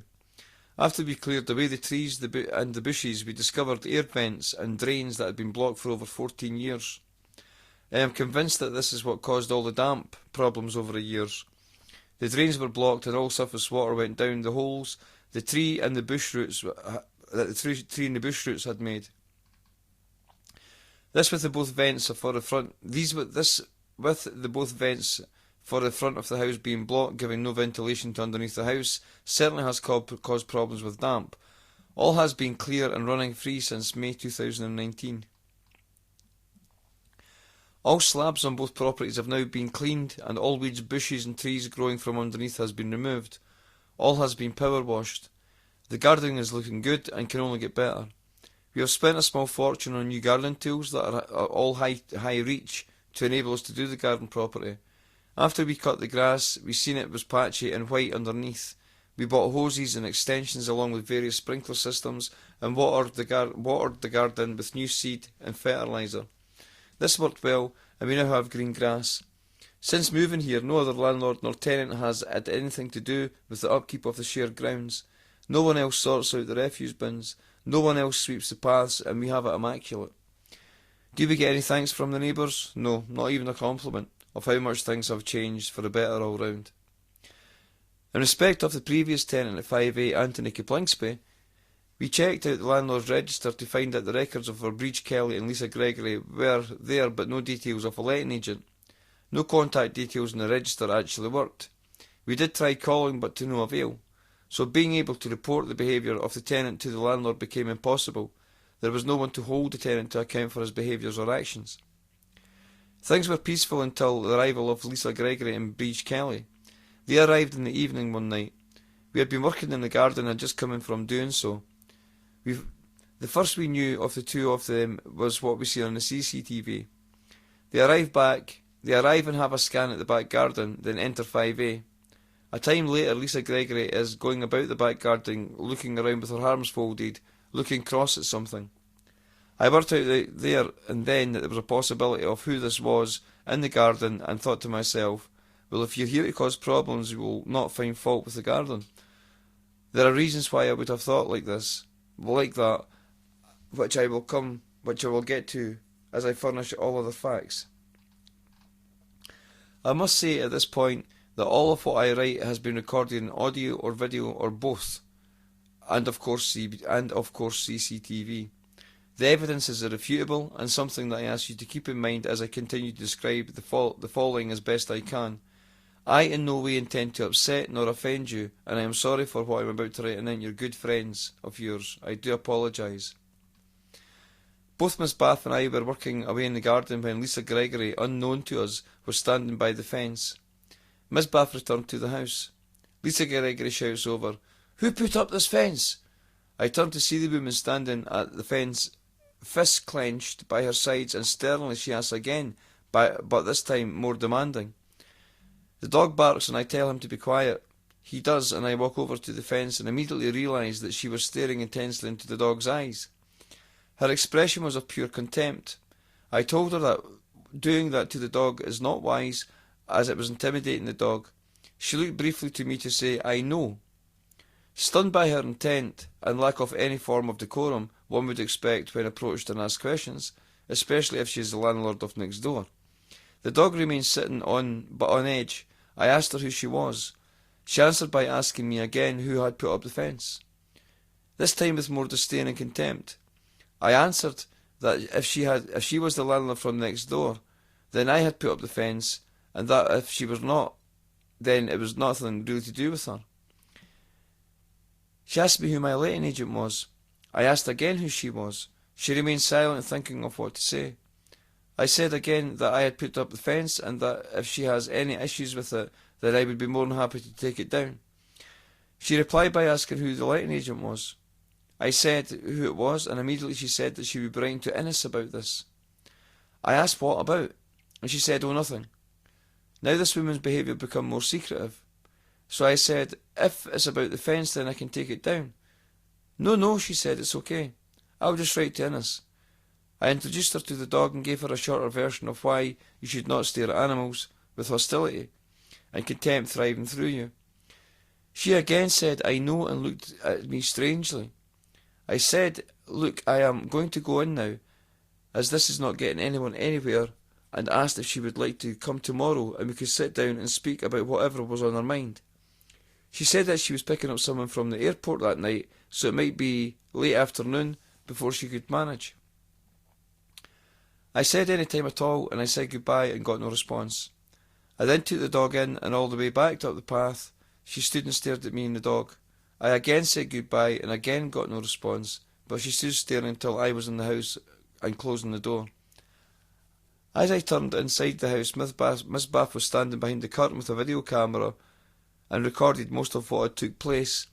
Lisa Gregory never did come back to discuss anything, and remained hostile throughout their stay from start to finish.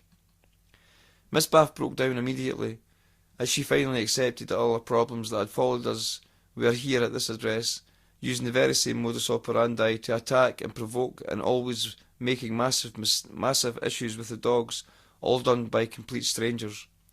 We spoke and made plans that night that we would always remain calm, polite at all times, take all that was thrown at us, and work our backsides off to finish the garden. The next day I was ill with stress of what we expected and not to leave the address. The next day I was ill with the stress of what we expected and did not leave the address for 3 days.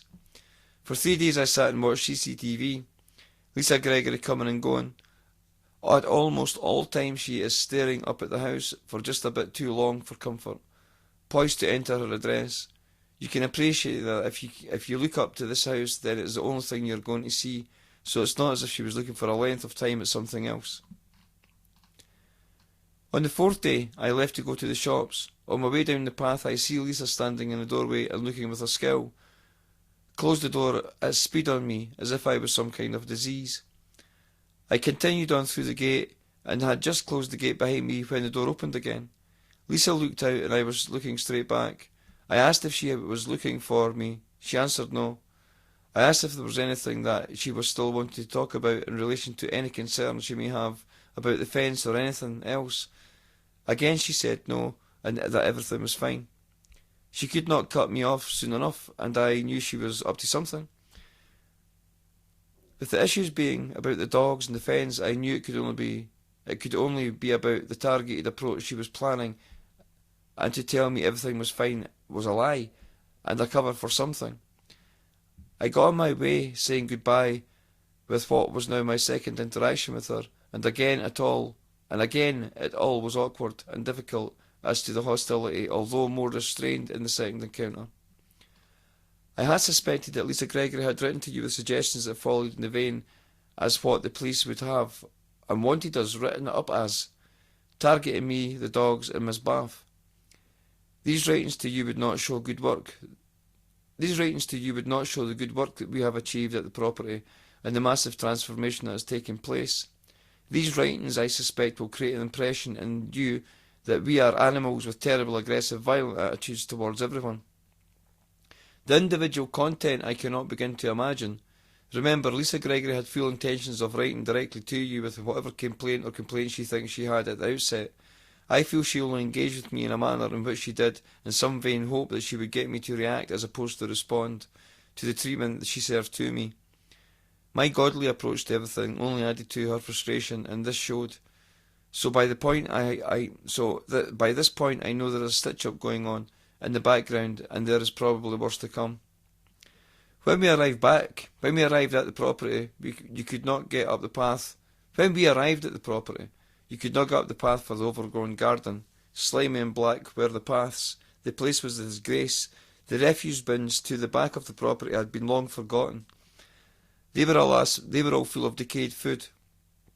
A lot of it completely decayed and now had become dried out fusty shells. These bins had not been emptied in a long time and were very smelly.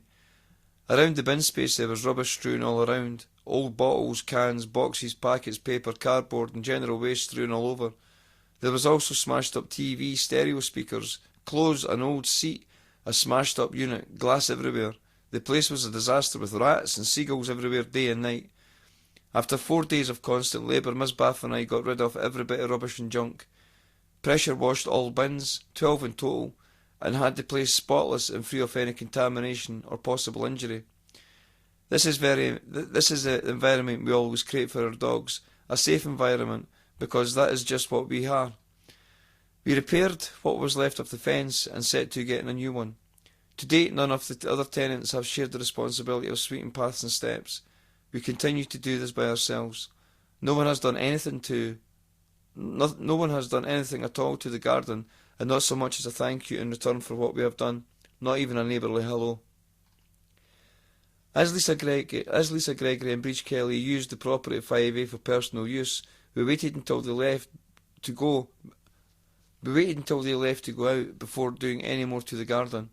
This was successful and a little uncanny as to the timing of ourselves calling it a day and returning inside the house. Then minutes later Lisa and Breach would drive back, always scanning the garden to see the change. At this point I had only spoken to Lisa twice, and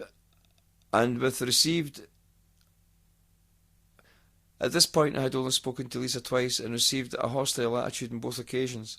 Breach I had never seen, other than on CCTV. The door of the property at 5A remained open for most of the daytime over the hot spell. CCTV will show repetitive behaviour of both landlords standing just inside the door and looking up at the house periodically, discussing with others visiting the address, which ranged from people with clipboards, gas service engineers, friends, and all the while pointing at our address while standing shaking their heads in disapproval. I have lots of recordings of this type of behaviour.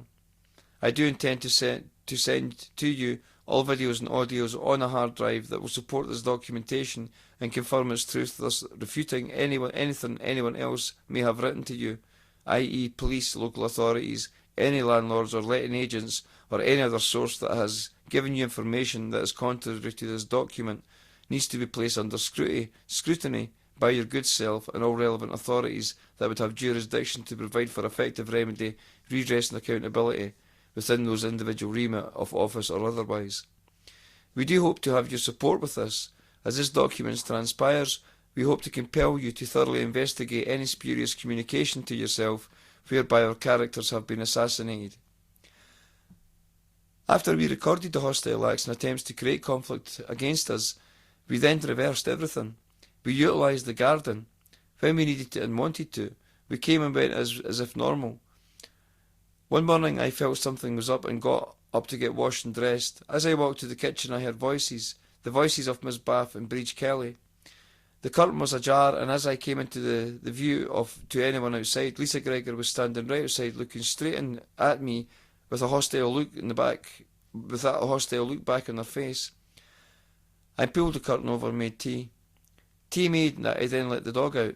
I opened the door to hear Breach talking, and then Lisa coming over Breach in a louder voice saying, "Someone is coming out." I let the dog out to go and get his mum and closed the door. This was said with an anticipatory element to it. We knew at this time that she was hell-bent on causing conflict, and had been floating about the properties giving long stares of disapproval to our address. None of them knew that we had CCTV at this time, and had caught them all out hook, line and sinker, and all they attempted to do and have done to us. Breach Kelly compliments the dog on behaviour, looks, condition, and the fact that he is an assistance dog. The dog plays happily with his stick. Lisa Gregory adopts the position of staring down hard at the dog, fists clenched by her sides, and does nothing more than make comment that can only be adduced as with the intent to create and cause conflict. Breach Kelly looks up at Lisa several occasions with disdain on her comments and attitude that she was displaying. Breach Kelly even went as far as asking Lisa Gregory whether or not she thought the dog was just a healthy and well-behaved, friendly dog. But not one word to agree was ever mentioned. No, Lisa Gregory stood silent and continued her stance on the dog, whilst averting her hostile eyes back and forth to Miss Bath and the dog. Breach was not pleased. Lisa was disappointed that it was the dog that had come out and not me. Lisa had sped about the properties looking like a woman on a mission. 3 days had passed with this behaviour when the door opened and the realisation set in that it was the dog and not me that was coming out of the property. She just got worse with her contempt and frustration of the situation. My deliberate stay of her way policy certainly was causing a lot of issues for her, and this showed, not only to me, but Breach Kelly and Miss Bath also. At that time, Lisa Gregory took advantage of Miss Bath and made a deal with Miss Bath that was to maintain the entirety of the shared grounds, and that she was not to use any of it for the dogs or for any other reasons. She did say something about a right in her own garden, but was not sure about the boundaries. She insisted that her fence was removed and that the dogs were to be kept round the back. She then spoke about writing to Innes and left Miss Bath feeling as if she had done something wrong and very upset. The life that both Miss Bath and I have been subjected to, with multiple attacks upon ourselves and our dogs, has had this very serious impact on us all. Coming to Frog Hall Terrace gave us the room and space to work with our dogs. We could not leave the house at the last address because of police harassing the community around us and elements of that community all working together to destroy us.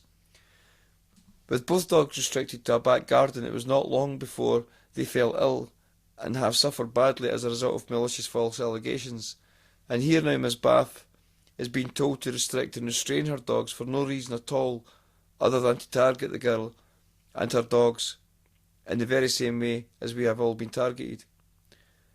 Another couple of complete strangers behaving in the very same way as all other complete strangers that have been the backbone of all police reporting, to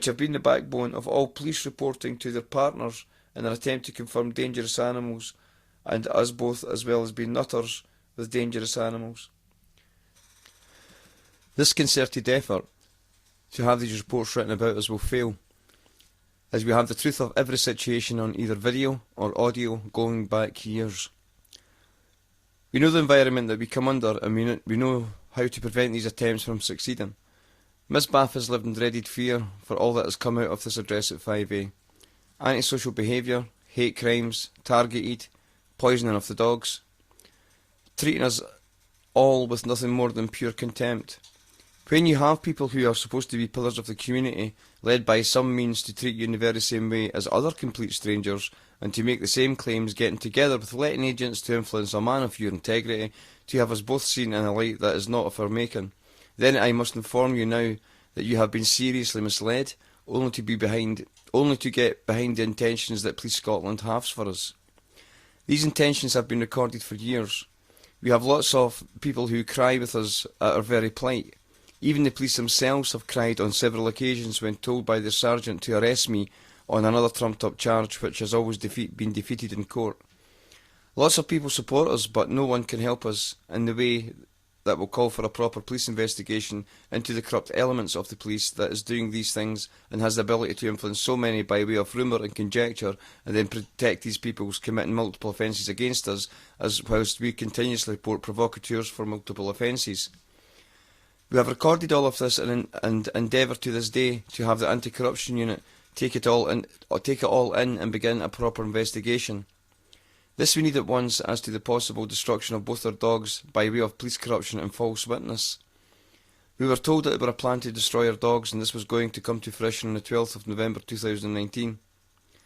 If we cannot get proper, and this will come to fruition on the 12th of November 2019, if we cannot get the proper investigative authorities to put in place a stay on the case until such times the relevant investigations have taken place, advice and assistance in this area would be most helpful at this time.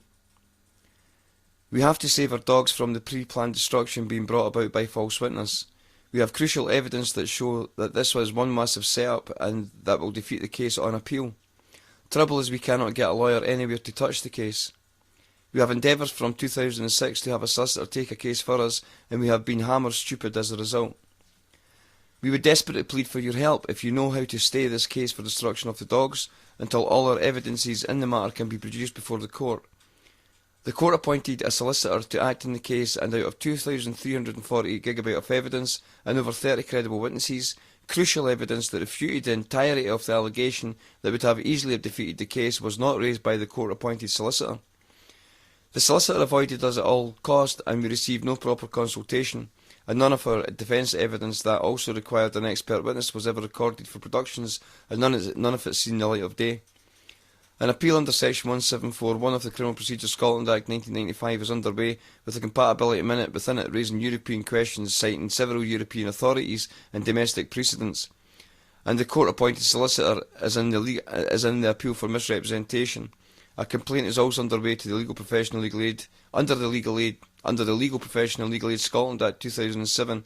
An application for him to have him removed from the case is also underway. In the reports that the police have before the sheriff that we are not privy to will be reports from those who have attempted weird attempts at conflict. Our dogs will be dangerous and we will be crazy. I beg you to investigate our claims against these people and call upon the necessary authorities and report your intent and position. Hopefully this could persuade the higher court in Scotland to have, on appeal, to stay the decision to destroy our dogs on the 12th of November 2019. I says I wasn't going to ad lib on this letter, but I need to there because of dates. The 12th of November 2019 was a prescribed date when we were at court, and it was a possibility that the dogs could be destroyed on that day. But as it turned out, the court order didn't come out until the 14th of February 2020. I am asking you in this letter for help with that situation, because the situation there has been created out the very same endeavours that's been made by the police, Pebble Mountain Properties, and any other reporting agency that you maybe have got sight of or haven't spoken to in regarding Kimberley or I. These falsities are complete false. That's all they are. They're completely false. We have been challenging the authorities for 13 years to give us access to these reports. They've been created through the development of the Police Scotland and their partners and the sharing of information. However, 7 High Court judges have ruled that once information leaves the Police National Computer to any public body or any other person who holds the office of constable, then that person must be bringing the people concerned in these reports into an impartial tribunal under Article 6, Paragraph 1 of the European Court of Human Rights Act and Section 57.2 of the Scotland Act 1998. This has never been done, and when we've been trying to get involved in these meetings and get involved in these investigations that's on the go, we're denied access.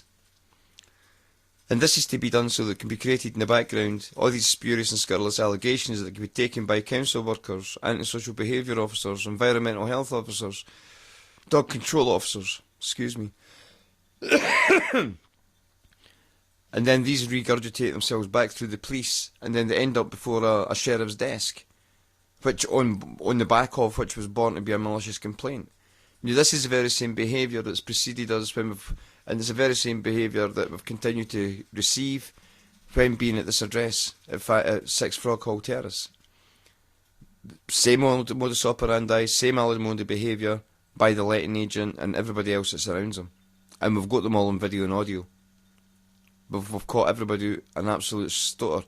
But with us getting evicted next week, on the 1st of September, again I'll reiterate that this is a call for you to change that decision and either review it in 2 weeks' time.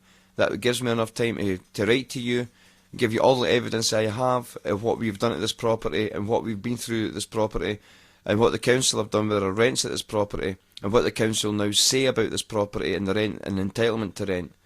What the first tier tribunal must take into consideration when rent has only been disputed over the for whatever reason, but it's going to ultimately be paid.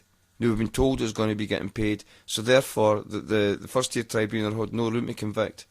And I'd hate to end up as a full-time carer, which I've got my own company with, Able Adults Scotland it's called, in which I provide a care package at this address for Kimberley. I'd hate to be getting evicted in the circumstances in which we're being evicted, which is basically down to interference with our mail and the Royal Mail, interference with our emails, social networking sites, and we've got all the evidence of that as well. Beyond incredible doubt, seriously. We have this repetitively, back to back, screen recorded, video recorded, and we're narrating audio as it's taking place. So, we've got a full account of everything that's went on here. Absolutely everything. Every word that's ever been said to Vince of Pebble Mountain Property has been recorded. Every phone call has been recorded and every email has been recorded. And there is absolutely no understanding why this man would put us into a property being all nice and nice, come and do a 6 months inspection and start crying. Kimberley started crying because he knew what he was up to at that time and what he was called to do. And Kimberley showed him a beautiful house, a beautiful garden, and the place spotless. And what his comments were, oh, a clean toilet. So I take it he's used to going into properties where the toilet smells a bit, where we bleach every time we use it. I've not got OCD, but I'm incredibly spotless, and couple that with the present day coronavirus regulations, this house is absolutely immaculate, So we're asking you to consider all these things. We're asking you to consider the deprivation to the property should it be left, with the 3 dehumidifiers blowing in one end of the house and one blowing in the other end of the house 24/7. What condition would the property be in if we are not heating it? If the garden's not getting done to the standard it's getting done. The grounds haven't been kept to the standard they should have been. By any of the neighbours, not one neighbour has lifted a hand to any of this, and we've done it all ourselves. And Kimberley finds it very, very therapeutic, and so do I. We find it very, very helpful. And that I'll come to later on when I'm discussing my propositions. I'll continue with the continuation of this letter. All reports that police finished off. Hopefully you could maybe help out with a solicitor up here. If you know any solicitor at all that could get in contact with us, that could help in the appeal process with our dogs, and I'd be very, very grateful for that. But it continues on to say, all reports that Police Scotland require to suggest that we are mental and our dogs are dangerous have been compiled by the people affecting us at this address and the previous address. These people have wrongly misled you, and I would hope, as our landlord, you would make the necessary investigations required not only to state our defences to you, but also to defeat the court's reports written by police on the back of these spurious and utterly false allegations that has no other intent other than to cause the destruction of our dogs and have us both sectioned. We have no history of mental health at all, but police have a vested interest to silence us both on so many subject matters dealing with how we have been treated with by them and the reports of multiple constables perverting the course of justice in some way or another. Failing to record, report and investigate crime when you have made over 500 calls to the police in the last 24 months, reporting all the attacks you and your dogs and your property come under and no proper investigation takes place. Countless strangers making claims in the background saying all the same stories as the police have written up for me, all compiled illegally and sitting on a sheriff's desk for the consideration on the destruction of our dogs, all completely trumped up, and I have all the evidence that proves it. Neither the lawyer nor the police will touch this evidence. This is so the court can have success on the destructions of our dogs, a promise that was made to me a long time ago. This is why we need you to hear us and see our evidence. It supports all of what I write. There is also crucial evidence that knocks out completely the lies that has been told at court. We do need your help with this, as once you see our evidence, you will be convinced 100% of all that has went on is nothing more than torturous. At no time at all have we ever reacted in any way that has been suggested, if it has been suggested, and we have 100% proofs of this with video and audio going all the way back, going all the way that we have lived here and on to every other address we have had in 13 years, and no one will take the evidence. Not the police, not the court. This is surely a breach of a fair trial. The court-appointed solicitor drew no inference from all the evidence that we had given him when questioning the prosecuting witnesses, and incredible crucial evidence that showed each witness had been lying and part of the conspiracy to kill our dogs. None of it seen the light of day. Nothing more than a setup from start to finish. We have also uncovered evidence that the Crown and Procurator Fiscal Service had first-hand knowledge from the police that showed this allegation could never have taken place, as to the post posted on Facebook. Basically what that's saying is there was a post on Facebook showing an injury with a comment that says, "Thought you'd like to know that Toby the Rottweiler just bit the postwoman." So the plan was set to do this on the 20th of August, but Kimberly and I are joined at the hip, and on that day in particular she was 240 miles away in a town called Falkirk. This was checked out, and so they couldn't go ahead with a libelous on the 20th of August. However, having heard evidence at the first year tribunal, we heard from a PC juror who claimed it was the 20th of August that the injury had taken place, and he later wrote a report to the Procurator Fiscal no later than the 23rd of August 2018. So you've got to ask yourself, when you find out later, with the court-appointed solicitor, when you produce that particular picture with the 20th of August 2018 on it, you produce it to the Fiscal, and the Fiscal says, "Yep, I've had a copy of that for ages." Well, it's not the only reporting agency, but the main contributing reporting agency to the Crown Procurator Fiscal Service in Scotland is the Police Service of Scotland. And we've got confirmation and a statement that was taken at the first year tribunal from a PC juror that suggests, yep, he never wrote his report any later than the 23rd of August 2018. We also have other evidences, incredible evidences, crucial evidences that never seen the light of court. But I thought I'd just interject here to let you understand what this letter means.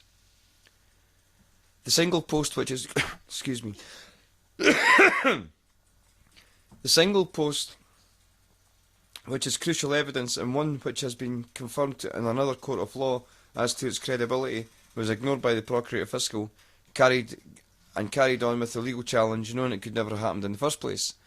Police Scotland generated an evidence from Facebook that showed an arm of a postwoman with a 6cm wound similar to a single line cut just above the elbow. The post was posted on 20th August 2018 by Elisa Balloch, the daughter of a woman who was friends with the postwoman, who happened to live next door to us, and who created the whole plan. Why, I will come to later. The mother's name is Kathleen Balloch, posted to Facebook the picture of the postwoman's arm with an attached writing that said, sorry for explaining all this before, but I didn't realise I'd already written this. Thought you would like to know that Toby the Rottweiler has just bitten the postie. This is posted at 12:51 hours.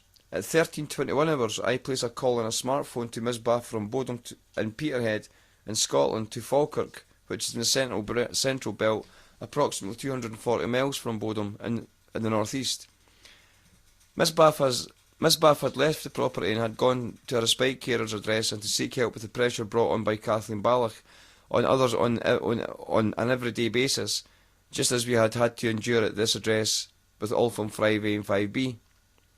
When I made the call to Miss Bath in Falkirk, the post was removed and nothing more was said about it. No gossip, nothing. Police Scotland generated a copy of the post and sent it along with a report to the Procurator Fiscal's office in Peterhead. A copy was also sent to Mr Gibb, a solicitor for the pursuer in an eviction case brought upon Miss Bath 14 days after she had moved into her previous property. This was 11 days after we had reason to call the police and then criminal damage to our property.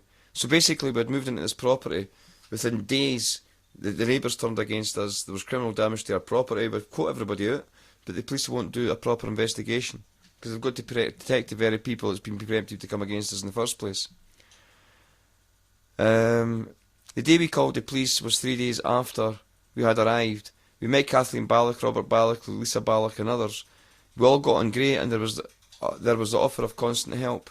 All neighbours agreed that the removal company was making that much noise throwing their belongings about that it caused the Ballochs to come out and complain about the noise. The van men were cheeky to Mrs Balloch, and Mrs Balloch thought that they could not be the removal men talking like her to that, and naturally assumed that it must be the people that was moving in. Both Ballochs went into bed that night dreading the new neighbours. The next day was when I met the Ballachs along with Miss Bath and Miss Bath's assistant's dog Cole. We stood for over an hour introducing ourselves and getting to know things about one another. They recounted their experience with the removal men and was pleased that it was us that was moving in and not the removal men, laughing and joking about it. They gave us their support in respect of the potential help needed and was told they gave us support in respect of their potential help needed and was told anything we need just ask. The Ballachs and others agreed to give statements to the police and the removal men for the damage to our property. 3 days had passed before I was well enough to have the police involved, as I knew what to expect. And in this time period, the company was making claims to the police that I was abusive, threatening and throwing my own furniture at the removal men. These claims were never made until after I made a call to the police and the criminal damage supported by the various witnesses. Again, claims of a type of behaviour echo back through even more strangers. Only the police could have told them to say this is the repetitious type of claim made by all. This is the same repetitious type of claim that is made sorry about this. I have got a reading disability and a writing disability. Only the police could have told them to say this as this is repetitious. Only the police could have told them to say this as this is the repetitious type of claim made all over by all complete strangers. Throughout all these false claims, I was never interviewed nor charged by the police for anything at any time for anything that people were claiming against me. The police knew I would have video and audio evidences that would show otherwise, and also show that these complete strangers 240 miles away from where I had moved house from, who never knew us at all claiming the very same thing as has been claimed before as soon as we called the police in at our own behest for the criminal damage to our property. The police, after investigating, agreed that there was enough damage that it was impossible to say that it was just an accident. They even snapped a solid wooden frame off a 3-piece suite that was new and had never been used. It was bought in an immaculate condition. Boxes were missing and the removal was a disaster with lots of belongings left outside and ruined. The police had only one real question, and that was, what was my landlord's number? I asked why he would feel the need to ask for that, as the matter had nothing to do with him. The constable replied that he did not know. He went away with the number for the letting agent, who was an unregistered and unqualified and uninsured at the time and chauffeured the contract. The police then went to the witness's door and spent time with them. The very second the police left the street, I switched on my audio recorder and went to the Ballachs next door. Before the police left, the policeman came back and stated on an audio recorder, I'm ad-libbing here, I'm interjecting, stated on an audio recorder that the witnesses speak about Mr. Fraser claims, and what Mr. Fraser claims is all recorded on audio to the criminal damage and what the removal company had done. So where you've got the Ballachs confirming everything that I've said, and the police officer coming back and confirming on audio to his buddy that the Ballachs and Amia Greaves do in fact speak to the events that I had described, then you've got the crucial evidence for witnesses, prosecuting witnesses there, that this disaster of removal had actually taken place. Now, who would cause an innocent removal company to treat us in such a way? We've also got recordings of the removal company for the entire day, who are nothing but more than abusive towards Miss Bath. When Miss Bath's asking them to handle her property better, she's been told to shut up because they've been doing this job for 18 years. An awful lot of stuff is damaged, an awful lot of stuff is missing. This was obvious. The police had support for the prosecuting witnesses, and none of this seen the light of day in a court.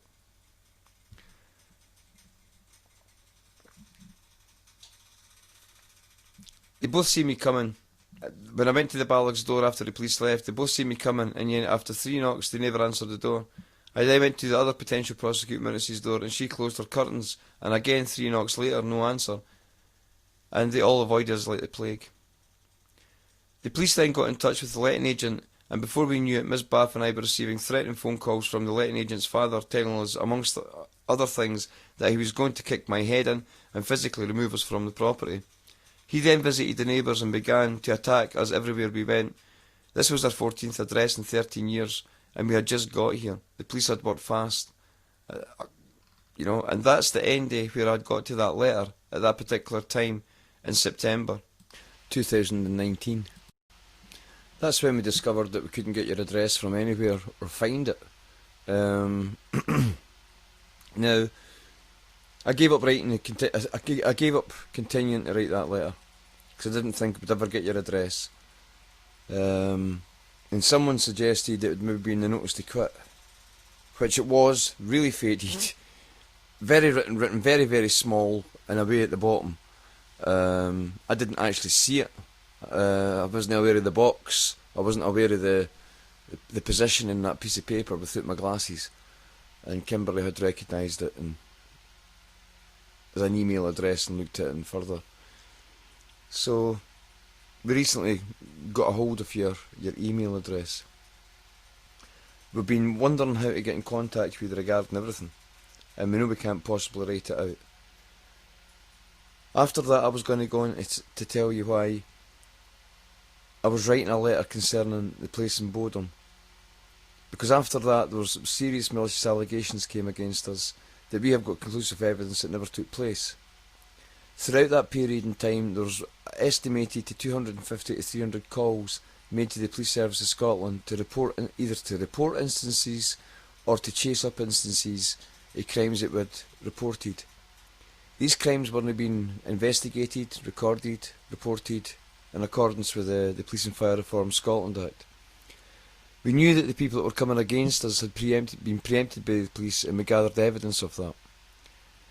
This evidence has been ignored by court-appointed solicitors and various departments as not crucial evidence, and as not evidence of organised crime, and as not evidence of hate crime, disability discrimination, and the conspiracy to kill our dogs. Even though the very same people in the messages and everything else were roughly the same people that we needed at court to give witness. And believe it or not, the prosecution pulled some of these people and they were never questioned in that area, and they made complaint about that. They complained to us later on about it. So there's an awful lot wrong with this case where someone set up Kimberly's dogs, and we're fighting that through the appeal process. And throughout the whole appeal process, we've found problems with the appeal process where there is an impediment to the access to justice, and several people have slipped up and made serious mistakes. So we're now raising a bill of suspension because everything is a development out of reports that's been written from complete strangers that's never even met us in communities that are then generated to the Police Service of Scotland. They leave the P&C National Computer, they go back to councils, they discern and a judge what has been written there, they decide upon it, they make judgments and send it back to the police. That then goes before courts to make me look like that I have got mental health issues, which I haven't. You've no idea what I do with people with mental health, their spiritual health and their physical health. But I won't go there. This is a plea for you not to evict. I must, it's imperative, and I implore upon you, sir, that you don't evict Kimberly and I. I am shielding. I have been shielding for months. I see no one, I take nothing to do with anyone, I don't talk to anyone. I've been like that for months now, because of the coronavirus. Now the advice up here is for the people at shielding to use their own common sense, dealing on what they need to expect and who they're going to meet and what environment they're going to be in. I can't go homeless because I've nowhere to go. We have no further accommodation, and we found out today that the council are happy that they've offered accommodation and Kimberly's refused, where the accommodation that has been offered is restricted, and it's also unlawful accommodation. It breaches building regulations, fire regulations, and the tolerable standards. But of course it's homeless property, and it's a flat roof property, so they maybe just got away with it. But the condition of the property and the standard of the property is below the tolerable standards, and the offer of the property is one that is shared accommodation type thing, where you're sharing landings and rooms basically with shared kitchens, or join kitchens with other people. And Kimberly can't live in that environment because of the abuse she suffered when she was young. And this is something that's been recognised by our doctors and previous local authorities. And the Aberdeen City Council is refusing to accept that. So that's why they gave the offer the accommodation that they did, but it's not lawful. I'm going to send you a copy of the call that I had with the housing officer, Michael Murray, just this evening. We've discovered that there's an awful lot of information and reports that we had been suspect that someone was disappearing, to make Kimberly's claim be clear of the reality of her life and to make her look deluded when she actually comes along claiming these things. And this thing has been attempted as well. There was a serious attempt to have us sectioned and our dogs killed. So we've been through the hurdle of that, and we've had clear bills of mental health. There's no sign of mental health before, just now, or any problems just now that could be potential problems for the future. The psychiatrist even went further to say that I've got a good knowledge of the law and it's reflective on the life that I've got. And this psychiatrist sat and checked through everything that I was saying for over an hour. And he got every law that I was talking about. He was listening to the story of my life about being basically targeted and the evidence I have of that, and how I've procured so much evidence. And I had some of that evidence delivered to the psychiatric unit, and I had some of that evidence delivered to the social work department that was involved in the reporting on the case. And that's why we've got clean bills of health, because the truth of our story is true. It's fact. And we have been set up. And Vince of Pebble Mountain Properties has jumped in at the deep end and basically lied to social workers that were employed to do a criminal justice social work report. And that reflected me in a bad character, and he made false claims that something had happened at the address, and that being that it came up to the property to sort out the issue with the bills and the issue with the gas not being turned on. And he couldn't do that because I had chased him away. But this had happened twice. And he made that claim. I knew he had made that claim, but I waited till I got it in writing from someone. And I got it in writing from the social worker. And she also said it in a recorded call. I'm sure she did. Didn't hold me to that one. That's one I'm uncertain of. But I do know that we spoke about it in a call. I'm uncertain whether it's recorded or not.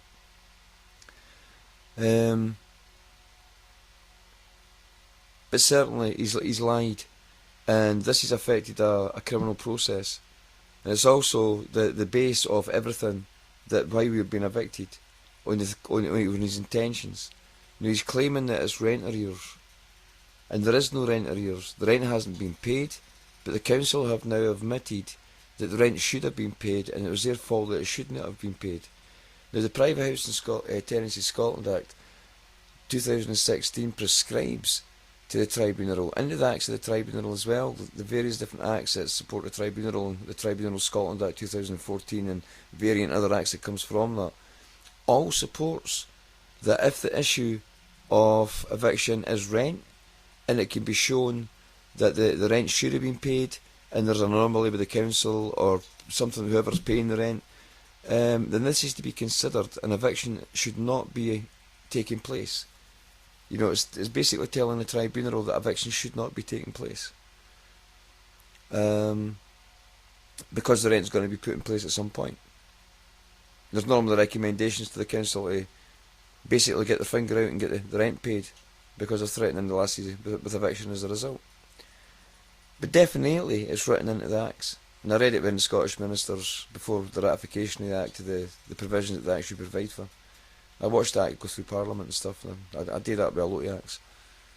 And I keep up to date with what's going on.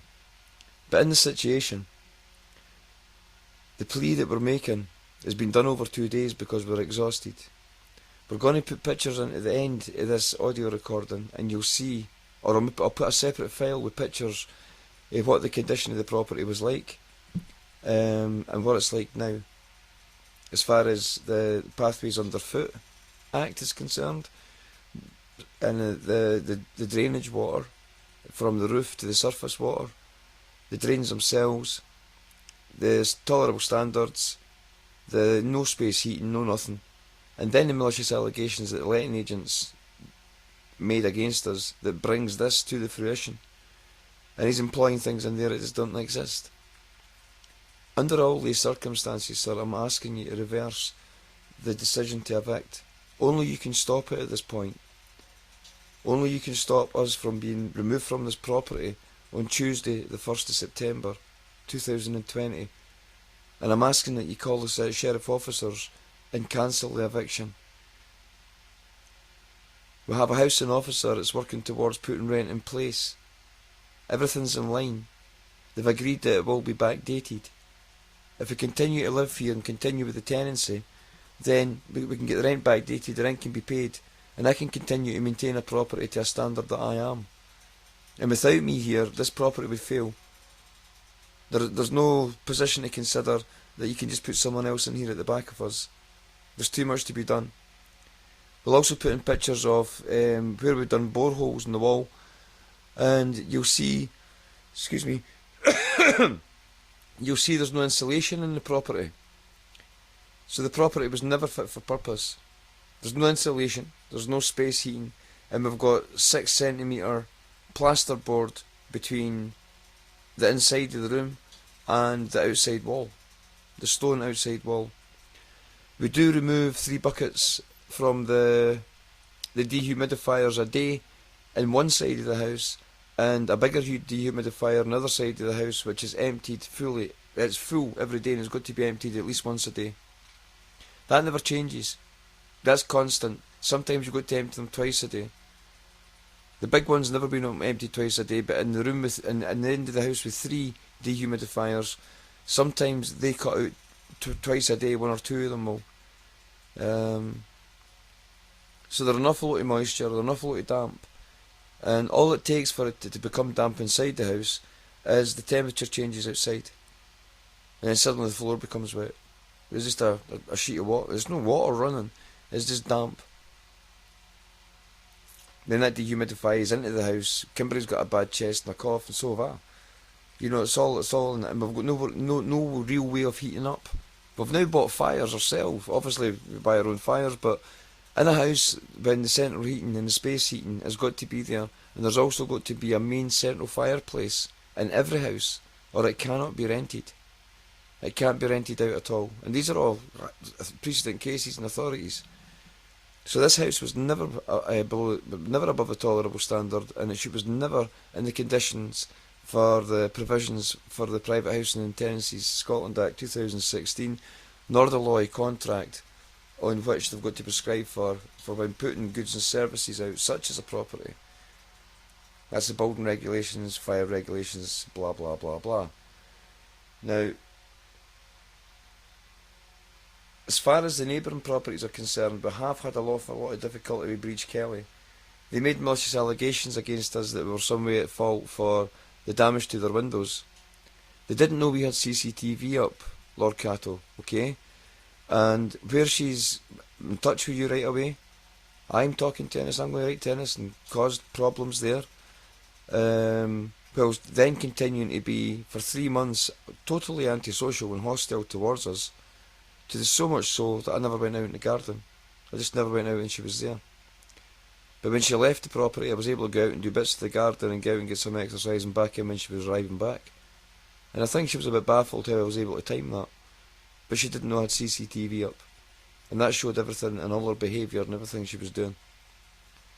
I also showed that there was an arrangement to have her windows broken. And Pebble Mountain Properties was involved in this, and so was the police. We caught out who broke the windows as we were getting the blame for it and targeted for it. And it was all a big setup. And Vince Spangleberg made an awful lot of mistakes in the email he sent me. When he sent me that email full of mistakes, which I won't mention just now because it would be no conflict of interest, I just wanted to disclose it at this time because I'm taking Pebble Mountain Properties to court over the whole issue. Hate crimes, disability discrimination and various other things, because he said things about assistance dogs that the police would have him say. He's done everything the police would have him do, and this is reflected really, really clearly in the way things are transgressed, because the plan was to have us a mental health section, and that didn't come off. It really didn't come off. There's nothing wrong with our mental health. We've got 30 terabyte of evidence of the last 13 years of their lives. We've tried to hold everybody to account time and time again, and we've never had an impartial tribunal to do it yet. There hasn't been a solicitor who's been going to represent me in the case since 2006, and I'm very much alone in this world. I have been in isolation for such a number of years.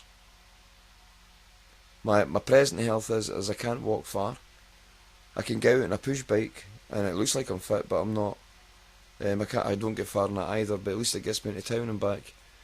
I can't walk far, and if I've got to walk any distance at all or go a distance without the bike, then it's a wheelchair I take. We have got, I'll put the pictures in a different file, but that you'll see all the medical stuff that we've got to look after ourselves, and the health checks and balances that we've got to do on a day-to-day basis because I'm shielding, and COVID-19 is rampant.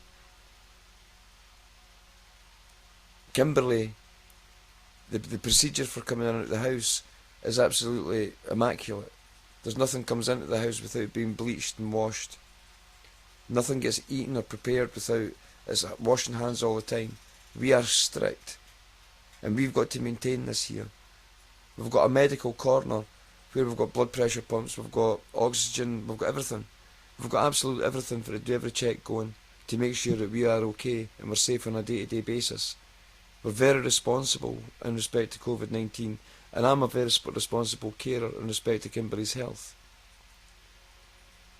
In respect to medical care, again, I went into a doctor's surgery and things happened, and the manageress basically admitted that she had tried it on to make false allegations. And she just didn't want to talk about it, but she was deeply sorry and she was upset that Kimberley had caught her out. I won't go into that. So there's all these people that's been affected by someone, and we believe it to be the police because of the evidence we've got that in the past. And we believe you've been affected by the same sort of a claptrap. And if you've not yet been by the claptrap, then you're going to get it because you'll be wanting to figure out what I'm saying. You'll be wanting to get to the bottom of this. But I'm raising a bill of suspension, Lord Catto. I've got to. Because they're an eviction process. There's two well-trained, highly skilled, one an assistance dog and an actor, and the other in training. Very clever. Very, very clever dogs. Being trained by somebody who's headhunted, who is myself. All over Scotland to train dogs. Commended by Crufts judges on the quality and breed of dogs that I produce, and the intelligence from the dogs and how I utilise them, and my ability to train so fast. Yeah, that's the crazy thing about this. We moved to Bodom, 240 miles away, to prove that total strangers would be saying the very same things about us, never having met us. And that's the truth of Bodom. Everything that came out of Bodom, these people never even met us. Don't know who we are. But it's been written about us in the background, between councils, the police, and then shoved up at a court to try and get me sectioned. We've had a bad time, Lord Catto. We can't be evicted just now. The council has accepted the rent should have been paid and it was their mistake. We are raising a devolution minute on the council for the willful, reckless neglect, maladministration of a disabled girl in their ward, failing to put in disability assessments, failing to put in carer assessments, and failing to do anything for us, to the point where when Kimberley, under the 2007 House and Scotland Act, went and asked for emergency accommodation because of the trouble that was being produced here at this address for us, by Pebble Mountain Properties, the police interfering with the neighbours, and we've had that from the neighbours who's got to know us and they love us. You know, there's one neighbour who's really sheepish because of the things he tried to do, make allegations against the dog. And because every plan that's came against us hasn't worked, it's failed, we've foiled it one way or another. We've been here long enough for everybody to realise the trouble we're up against, and people actually look out for us now. That's the truth of this place. People love us being here because the garden's never been like that. The building's never been like this. The drainage has never worked. There's been floods here every time it rained. There's no flooding now. The damp is getting dried out. The building is drying. We're on top of everything, and we spend a small fortune to do it. I'm a carer for a girl with disability, and Kimberley has a disability tenant. If the council had paid the rent, we wouldn't be in this position, and I'd be championing forwards with the company that I've got set up, called Able Adult Scotland. And I'm putting in care packages to make people to enable people to live an independent living. So there's going to be transitional periods for people in which they're going to have to be living in properties. And I've lined up landlords to get me started temporarily to take people into their properties where they'll claim a ground rent and a transitional housing rent, a housing transitional rent as well. So there's a benefit to it all. And I can run a company from that. And I can do the things that I know I can do in people's lives, that I've been doing for years anyway. Just that I'm setting up a company now, and I'm going to be doing it that way. Kimberly is my accolade to all that, is because she's the only person that we know about, and this is few medical opinions on this now, have said to me that Kimberly's the only person with global or developmental delay in Scotland that isn't requiring institutionalised care of any kind. She doesn't require respite care. She doesn't require to go into hospital just for small periods of time. She doesn't require assistance in life. She doesn't require social work, CPNs, has no mental health issues, and that was a unique thing. And I commend Kimberly for taking how I know how to teach someone with global or developmental delay. I know how to get through to people with that particular disability, which isn't a mental health issue. So, Lord Catto, I can't keep stressing enough. Please get to know us a bit better through getting to know me and getting to know Kimberly. If you're not interested in that, then can you just please cancel the eviction until we get the rent sorted out. We have been in touch with MSP. We're waiting on him getting back in touch. They were supposed to send me an email by tonight. I'm extremely tired. I'm exhausted. This is from making the videos that you've seen, but this is the next again day and the next again night, and it's currently 5:31 in the morning, the 29th of the 8th, 2020. And I'm really highly stressed. I'm really anxious because I've nowhere to go. Every time that they've managed to evict us illegally in the past, we've tried to fight it and stuff like that, and just didn't have the money to get the case done properly, couldn't produce the case properly, didn't know how to produce the case properly at the time. I've never ever been a night homeless. We've always had some place lined up and ready to go to. But this year, on advice for the council to do market pensions, I've never had any benefits.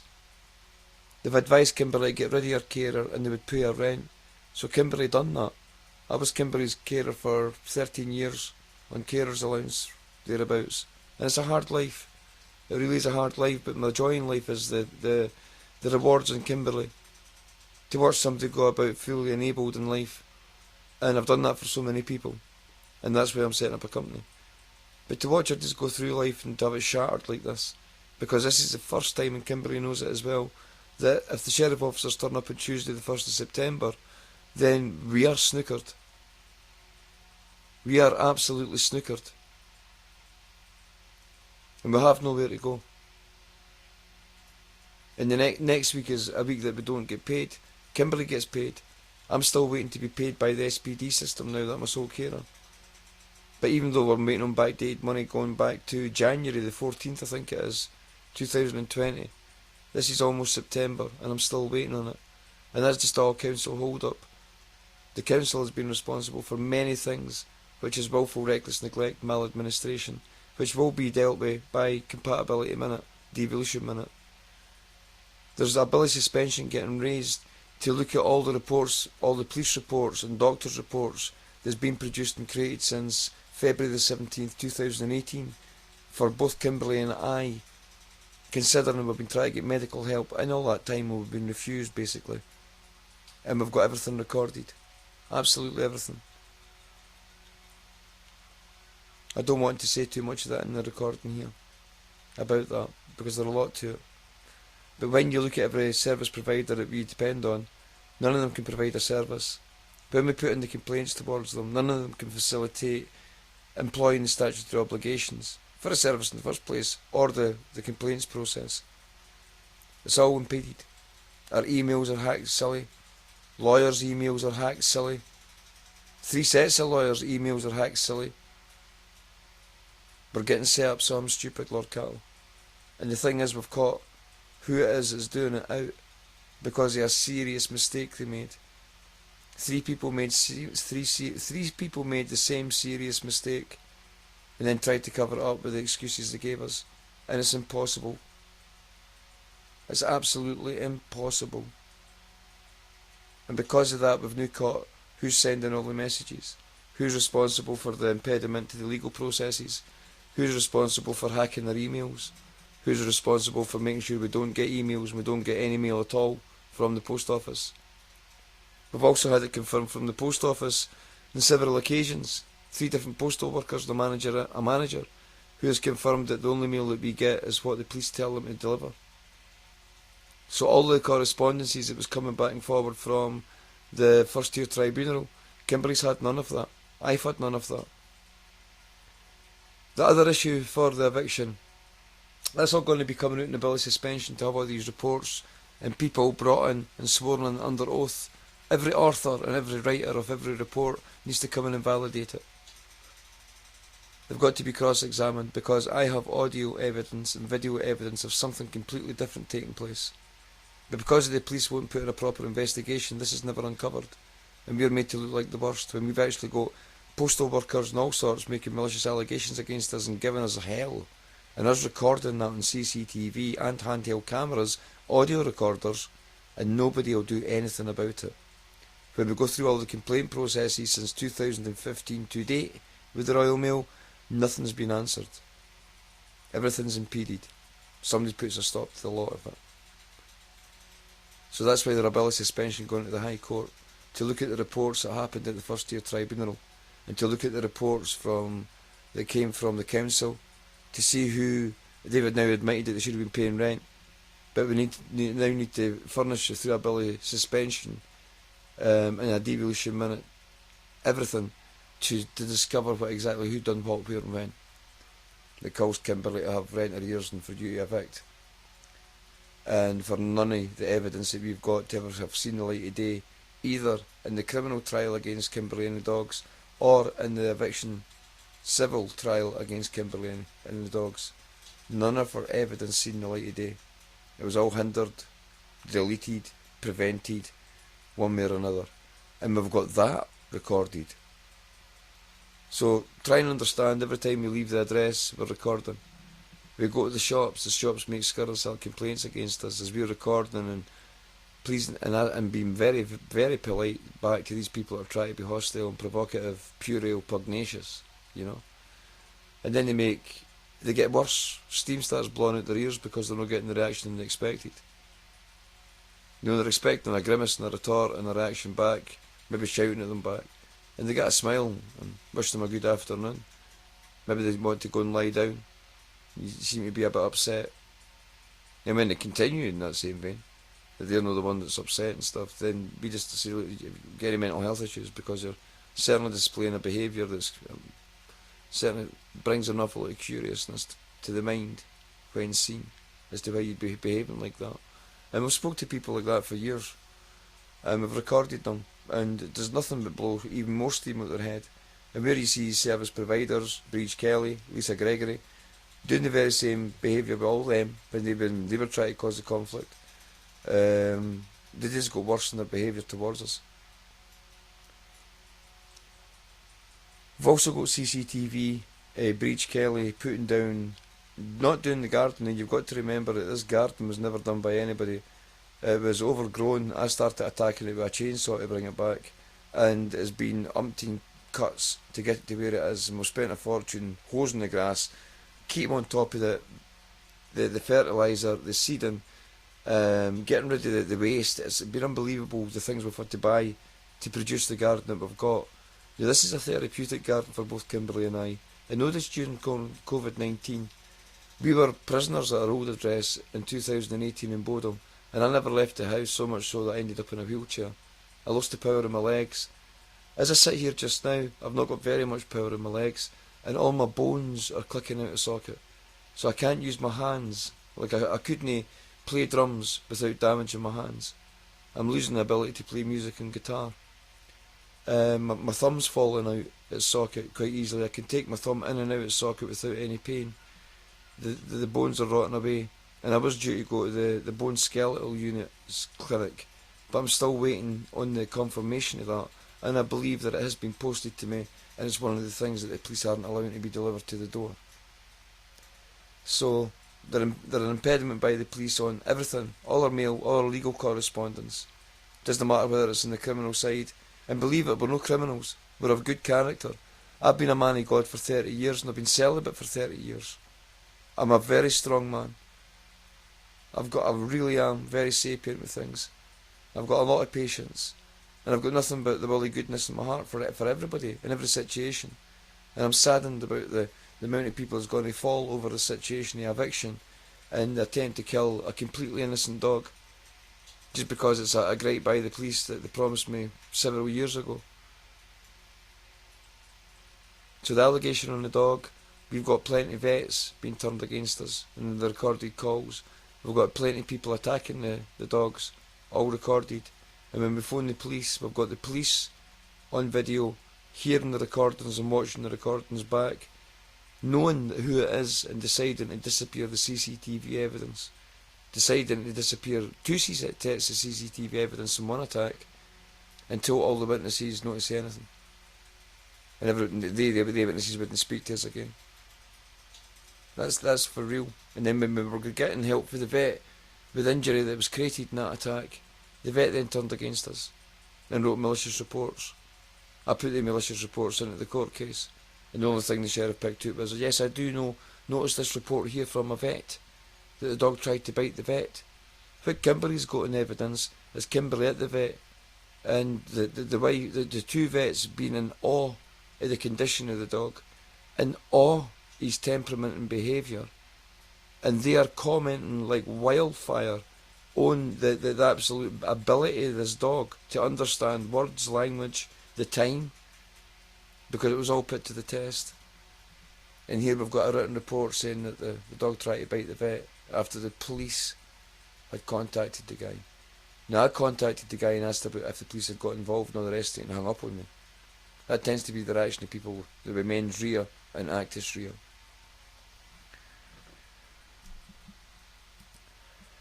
Quickly, another ground I'd like to cover is the position of eviction. I'm not saying cancel the eviction and have the sheriff officers turn up in 2 weeks to evict us all over again and the extra cost and the money and that. No. We have an assured tenancy with security tenure. Because of the failure under the Private Housing Tenancy Scotland Act 2016 for Pebble Mountain Properties to give us the landlord's details should we ever need to get in contact with them, we've got recorded calls and emails printed off in a massive foolscap box dedicated to Pebble Mountain Properties and interactions with them, with all the phone calls onto disc. And it shows that we're asking for this periodically because of the problems with Pebble Mountain Properties just failing to do anything.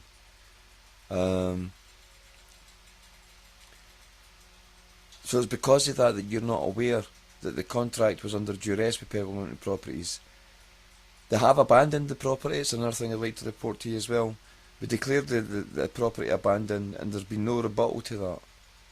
We reported it to the council and we got it stated at the council, and it's official and stamped at the council that Pebble Mountain Properties has abandoned the property. Excuse me. And we've got recordings to confirm that, and no doubt the council will confirm that.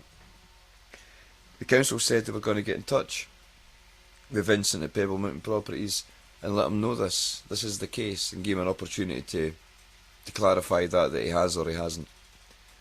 Even though Kimberly was arguing, or Kimberly's point at the council was, it's no good him just saying that he hasn't abandoned the property. It's done through actions. His actions have created the contract under duress. And some of the things he said and claimed, you know.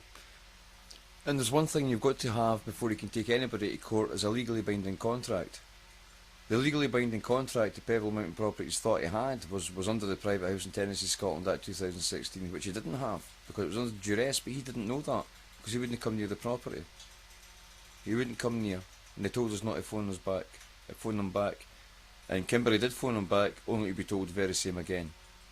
So it looked like he was depending on ignoring us completely until the police removed us from the property, built on scurrilous, spurious allegations that had come from Breach Kelly and everybody else round about here, who's no changed towards us, you know. They're very sorry about what they've done.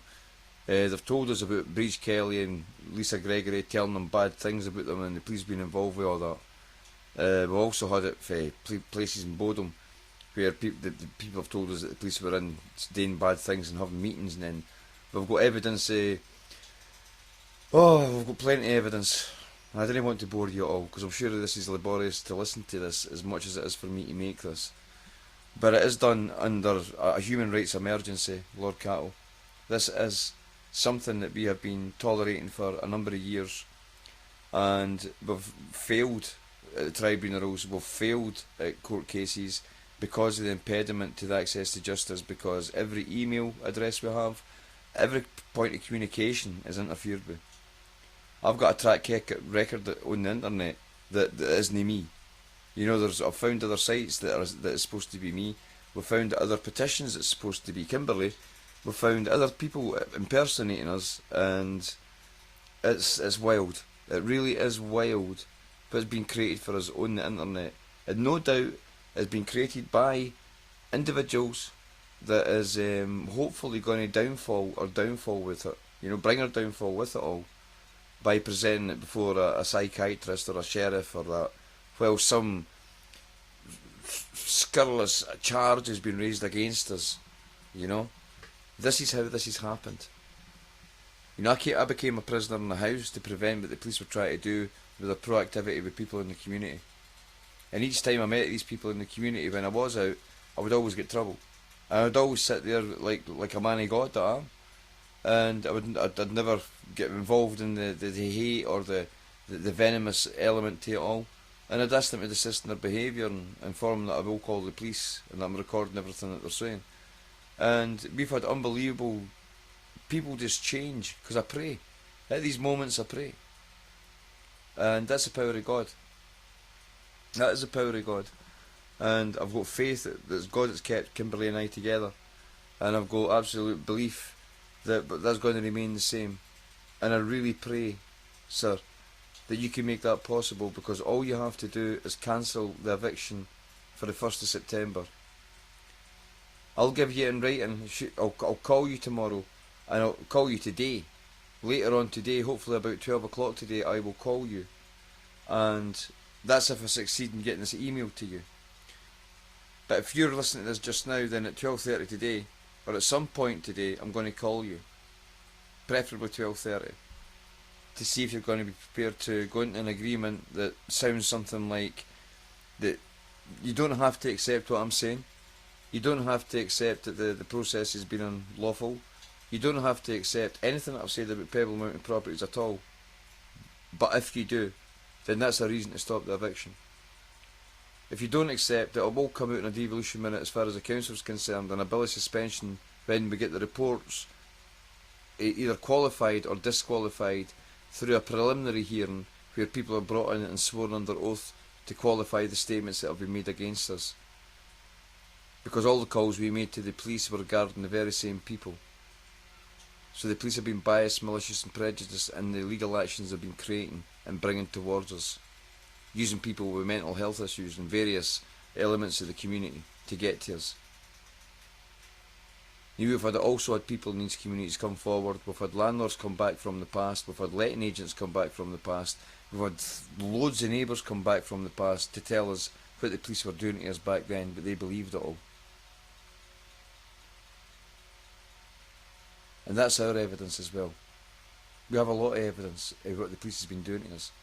We just can't get it into a court. And the bill of suspension will see through that, because it will bring an investigation into what's going on.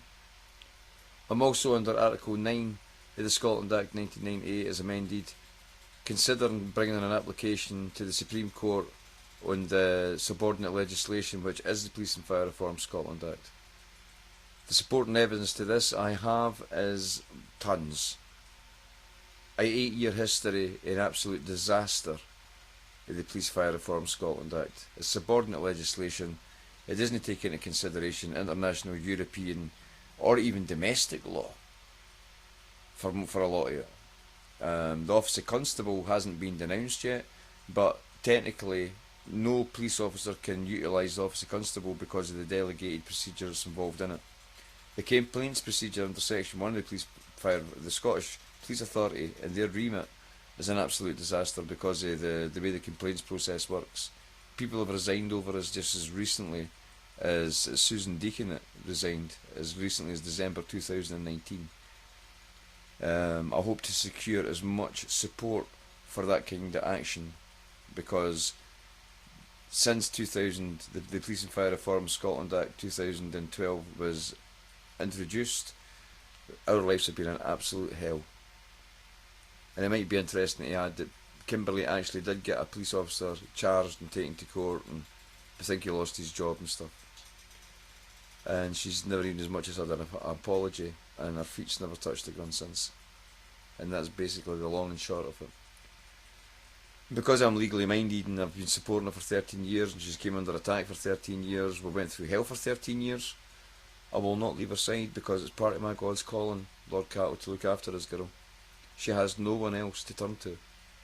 She was seriously abused by her family, and she can't touch. She's estranged from them all.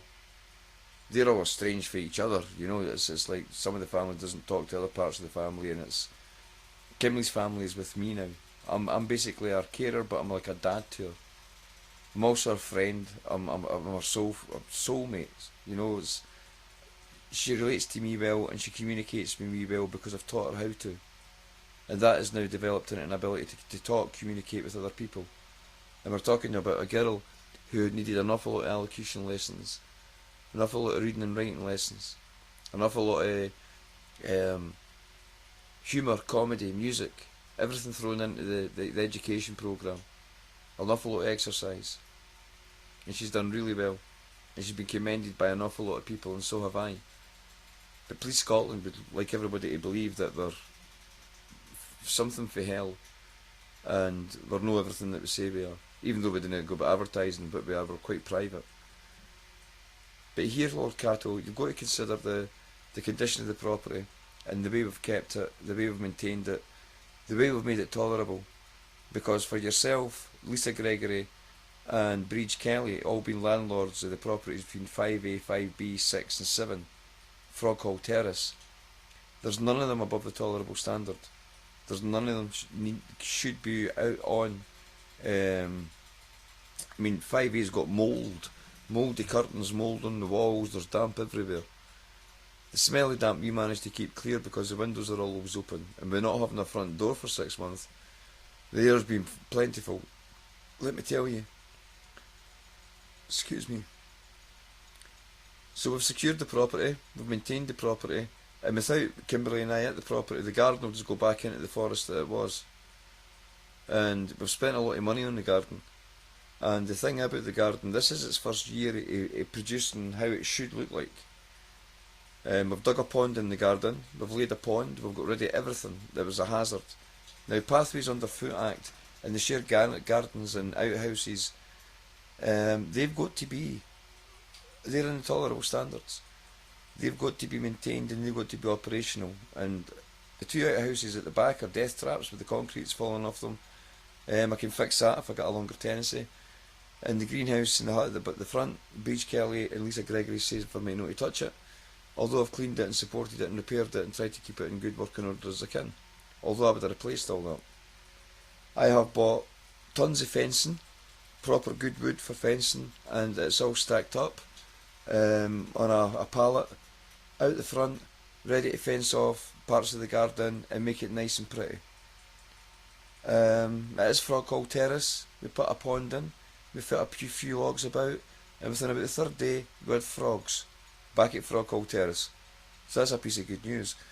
I was so happy to see that. But the place is good. The place is running and it's operational. I can take Pebble Mountain Properties to court on a simple action and claim the money back for the fuel bill, because it's not our responsibility to pay for it. He isn't breached a contract over that. He did try to take advantage of a disabled girl with getting her to pay the contract. That is a rogue landlord or a rogue letting agent. That is in breach of the Code of Conduct in the 2016 Act. He's done everything wrong in the book. He's abandoned the property. He's failed to maintain it. And then he's brought spurious and scurrilous allegations against us. He's interfered in criminal processes. And he's been damn right rude, pugnacious and puerile. He really has. The man's just a disaster.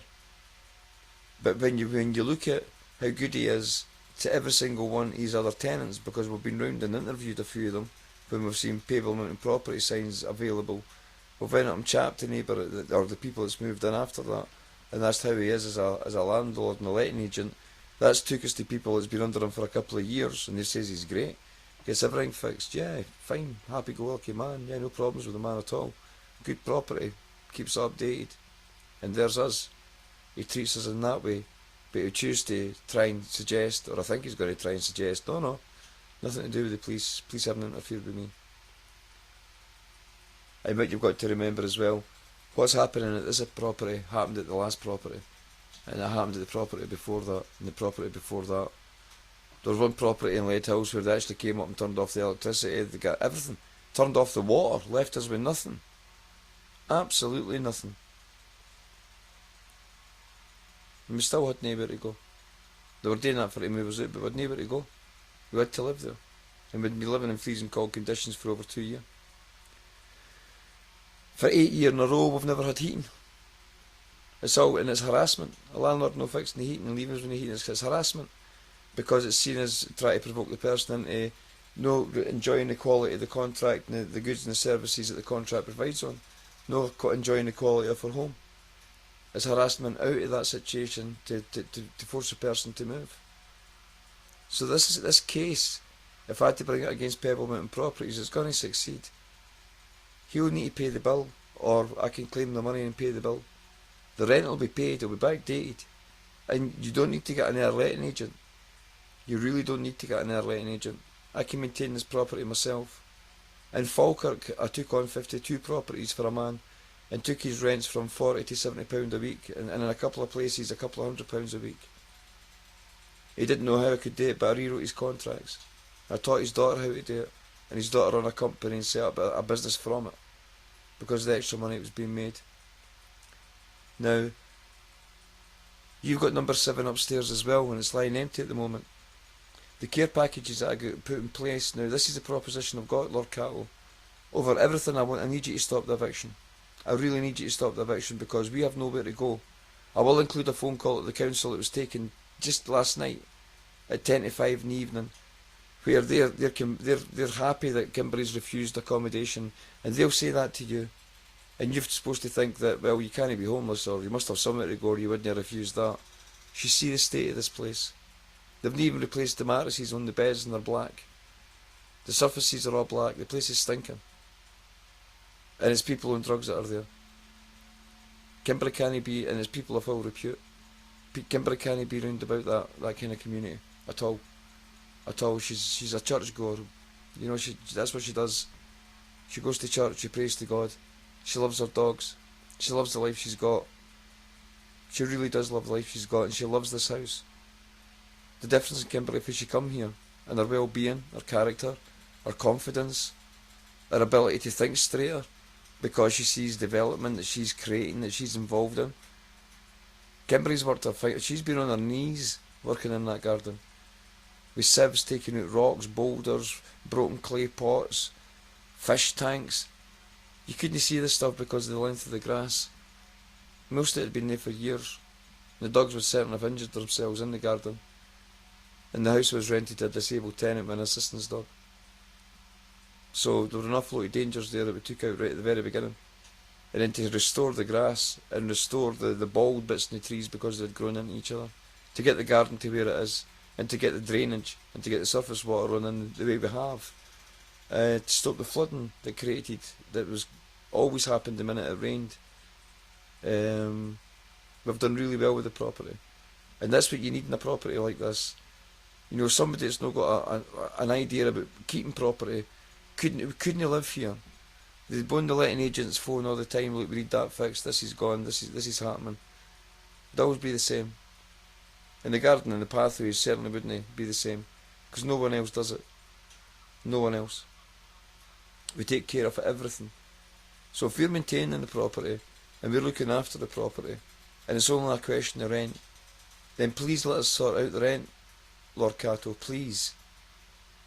I'm a full-time carer with a heavy heart here, and I don't know what else to do. If I raise a bill of suspension, well, I'm raising a bill of suspension, but that bill won't prevent the eviction. It's only you that can prevent the eviction. And this is the only chance we've had to communicate on this. Even if you cancel the eviction, we'll have a written agreement, we can do it by email, that should I fail to have it confirmed within 2 weeks that the rent is going to be paid, and at that point I'll call for a multi-pointed meeting with the council. I don't know if that will happen now because of COVID-19. I'll ask, we'll try and arrange it to get confirmed that this rent is going to be paid. And the situation is one that the council has written to the upper tier tribunal, because there isn't an appeal into the upper tier tribunal, and they've sent stuff to the tribunal that confirms that it was their mistake and rent should have been paid from April 1st 2019. They've confirmed that it will be backdated. They've already said this. You know, they've noticed their mistakes, if you want to call it mistakes. We know it to be something otherwise, and it's only because we've had a year and a half of Kimberley constantly at the council pushing and pushing and pushing and pushing. And they say still the only way you get your rent paid is if you get rid of your carer, and that was the language you used. And they kept on saying that, kept on targeting me with that. And Kimberley eventually got rid of their carer, and do you want to know what the turnaround says when they done that? We're not paying your rent. Kimberley appealed, she lost the appeal. She went and spoke to a supervisor who got a hold of everything that took place and pieced it all together and went, this is an absolute disgrace. And now things have changed. Certain departments have changed. But they've certainly supported Kimberley at the first tier tribunal, and Kimberley has got an audio recording of the council confirming all this. The stuff that they're sending. She's got an audio recording of the council supervisor guy to deal with the house and the rent application confirming, yep, should have been paid. That will reverse the decision of the Housing Property Chamber. But unfortunately, Ruth O'Hara has refused to hear it again. And when you go to the upper tier tribunal, that won't prevent eviction. Eviction will still take place. But there's an awful lot of compensation cases because the evictions took place and the upper tier tribunals overturned the decision. And that's where you're starting to get the big compensation cases coming in. But we didn't want to go that way. We don't want any money at all, Lord Catto. If we've got to take Pebble Mountain Properties to court because of malicious allegations and a failure to correct the unlawful contract in which he placed upon Kimberley by way of some sort of conciliatory award or compensation, then we will take him to court. But you're the owner of this property, sir, and it's not in better hands than mine. Lisa Gregory and Breach Kelly would also be advantaged by me being here and taking care of their property, because I do it. I take care of the bins, I take care of the outside of the property, the inside number 6. I could be taking care of the inside of 5A and 5B. The boys that are there just now don't even know where the gas meter is. They've only got one key between 4 of them. They don't know how to get in touch with Aberdeen Property Letting Company that's in charge of it. They're asking me all these questions. And I'm collecting a database of the breaches of these letting agents that's letting out 5A and 5B. Because these people have made allegations against us as well. And we caught them out with secret cameras and wrote to the guy, the letting agent, we wrote to him and gave him the video on that, what he had done, and he just stopped doing it. He never come back to the property after that for several months. And his behaviour and his antics and his attempts towards us is all stopped completely. But the 3 E's, Breach Kelly, Lisa Gregory and yourself, Lord Catto, would benefit from me being here. Because I can not only manage him, I was running an 8-bedroom house when I was 18, 19-year-old. I was buying it as a business, and that's the way it was going. I got a degree at Stirling University to do all that. I can do accounts. I'm running a sole traders company just now offering care and packages, and that's going to get really busy. And for that I'll need further properties. And that's where my proposition comes in. Because if I could rent upstairs and downstairs of this property, I could then go and get the grants to bring it right up to the tolerable standards. I could go and get the grants to do different things here. But setting up a business from here then, I could have people upstairs that are not only bringing in the ground rent, but they're also bringing in the transitional housing benefit that you can apply for when people are in transition. coming from prisons, mental health institutions, any kind of broken, battered women's homes, battered men's homes, anywhere like that. And I know the people I can work with. I could be a halfway house that sets up people in independent accommodation, because that is the structure of Able Adult Scotland. It's taking people from broken backgrounds, from whatever description, and putting them into being fully fledged able adults that are able to look after their accommodation. And that's what's missing in the services. You can get supported accommodation, but that's not very good. That doesn't teach you to live. Know the way I can do it, and know the way I can do it but know the way I've done it. Know the way I do it. It's got its advantages, supported accommodation living, but it's not the way to be doing it. I can take the smashed yacht and rebuild the yacht with a beautiful sail and let it sail like a swan. You know, supported accommodation is a bit like a broken boat with a hole in it. You keep having to bail out, and you go round in a circle. You've only got one oar. So that's the difference. So I would like to rent the entire property from you on a business lease over 5 years. And if you've got any connections with a man in Peterhead who's got all building contracts, he's built an awful lot of buildings. He had an 8-bedroom property. It was surplus to provisions. It was only used as offices whilst they built this big office block at the water. I forget his name now off the top of my head. Dear me, I can't believe that. I thought his name would have came to me by now. I'll get to it. But he basically met with me to rent the whole house, and the discussion was over in 10 minutes. He asked me what I wanted to do with it, and I spoke about all the different benefits and all the pros and cons, and how much money I could make at this. And he told me, he goes, I've actually got a disabled son in similar settings down in Glasgow. And I said, you could bring your son back to here, we could look after him here. And he goes, he's better in Glasgow, he likes Glasgow. That's what his son's preference was. And he goes, right, I'll go for that. He goes, how much do you want the property for? And I expected him to say maybe £2,000 a month. And what he said to me was £500 a week. £500 a month. And I says to him, I goes, do you know what the property's worth? And he goes, oh yeah. He goes, well, let's say £800 a month then. And I went, I'll not only give you £800 a month, but I'll give you a fair rent to the profit margin in which what this place makes me. And he goes, deal. And I goes, I'll probably need about 3 to 6 months before I pay the first instalment. And he goes, deal. He goes, get back to me when you've got your stuff all written out, and we'll sign paperwork and stuff, eh? And I didn't get back to the man because of the police endeavours into my life from Peterhead. It proved to me that it was just going to be impossible. But I'd like to do it here. The garden is a very therapeutic garden. We got an awful lot of joy at that place. We do an awful lot of work to create what we've done, and we're starting to show the fruits now. We'd also like to plant our own fruit and veg and everything like that, but that's all at a later time.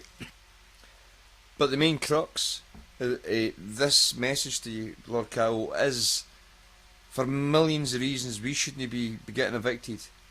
And you're maybe happy that you are getting us out, but that would only be on the belief system in which you've been led to believe about us, compared to the people we really are, and we deserve to be here. There's been a massive errors made in the setup to get us out, and we've caught the people out that's done it. And when we went to complain to them about doing it, and the police themselves, they've just ignored us. They're not getting back in touch with us at all.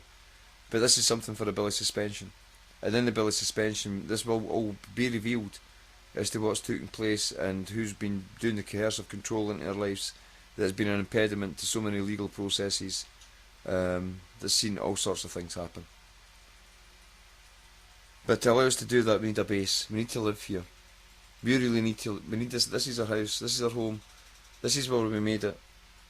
You know, because somebody's interfered with the landlord and he started acting with the same modus operandi and other mode of behaviour as previous landlords, only after the police have been involved. And you maybe think that's a wild allegation to make. It's no. It's actual fact. We've got the evidence. We've got tons of evidence of this taking place. Where the landlords come back years later sometimes and tell us, well, that's what was taking place then. Some landlords would put in the spot right away and they give it away. you know, so it's fairly serious. And when you're in that kind of circumstances, getting accommodation doesn't come easy. We've got a track record history of using the smartphone to phone landlords, and they'll be Asian. And when we phone them back up, some Scottish boy answers and says, no, the accommodation's away. When we buy stuff off Gumtree, we've got recorded calls back to back of somebody answering the first time round, and then when we phone back up to inquire, it's somebody different. Then we'll go to phone boxes and we'll phone the same numbers back up and ask what happened. And these people claim they've got strange phone calls from people telling them not to get back in touch with us, and then hanging up and stuff. We've got shopkeepers telling us that after we've been in a shop and we've came out of that shop, that somebody's went in and explained that we've got mental health issues. And they've been doing this for months and months and months and months and months. And that's creating the idea we've got mental health issues, because the rumours spread. So suddenly you start to get people looking at you weird and stuff, you know. And we've got to tolerate that. But we know it's not true. We'll hold our head up high and we'll fight our cause in the court. And that's sort of my short and long term plans. But you have got a disabled tenant in the house, and I'm asking you not to evict her on Tuesday, the 1st of September 2020. If you want to get a further agreement but we'll leave on a certain date, then that's fair enough. We definitely will leave. But if you're putting us out on Tuesday, we've lost access to all our property, and we've got plenty of pictures and video of where we've been put out of property before, and we couldn't take our stuff with us. And when we went back, it had been unboxed, broken and put into bags and piled on top of each other. And that was 50-year-old guitars, smashed and damaged. It was terrible what they'd done. It really was terrible what they'd done to us. And we've got it all completely on video and audio. And that's all part of the compatibility minute against the police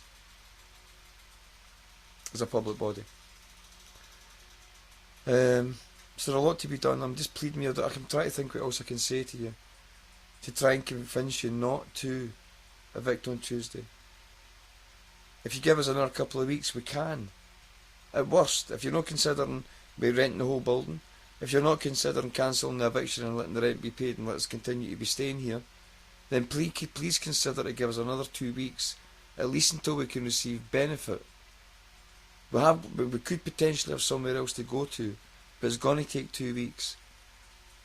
And when you see the pictures of our medical equipment and everything that we require for being here, and the fact that we're isolated here, I'm shielding here, and Kimberley shouldn't be in an eviction process. And when you get the credible evidence, everything that I'm saying, then you really will firmly believe me. But I want you to believe me, Lord Catto. I'm a man of my word. I've no told you any lies. I've no out to fool you. There is no point. There's no justice to that at all, and there's no benefit that for me at all. But if we can get another 2 weeks here, at worst, if you're not prepared to hear the propositions on businesses and care packages and what we can do and the rents that can be achieved, and the potential possibility that where you could be instrumental in setting up a property letting company, a subsidiary, and get more properties together where I could then rent and take this forward. I have already spoke to other landlords regarding the situation with Able Adults Scotland, and would they actually take people into their properties under the conditions that we bring them in, and that we've got a full agreements with everybody so far. I've also got some agreements that they'll waive the deposits and will involve the Serenian Church. And what I do there, apart from the health and well-being and the mental health care that I put in place, I am basically their factotum. You know, I'm the person that's employed to do absolutely everything. So I get the claims up and go for rent, I get the accommodation together, I fully facilitate the accommodation and adapt it to whatever needs I've got, and I counsel them throughout the process. And that brings me great joy. That's part of my God's calling, and that's what I love doing. And I'd like to develop that and continue that in Aberdeen, because we're going to be needing an awful lot of accommodation soon, and people are going to be needing services that are getting stripped to a strip. But all these services have been put out in a private tender. So this is a good money making idea. It's something that would bring Kimberley a comfortable future, and me a comfortable future. It would give us good standing in the community. It would let us relax after such a horrific time. And the condition this property we would bring it to, is I'll say to you what I first says to Vince, it's where it's all plasterboard just now. I would like to bring it back to a Victorian standard.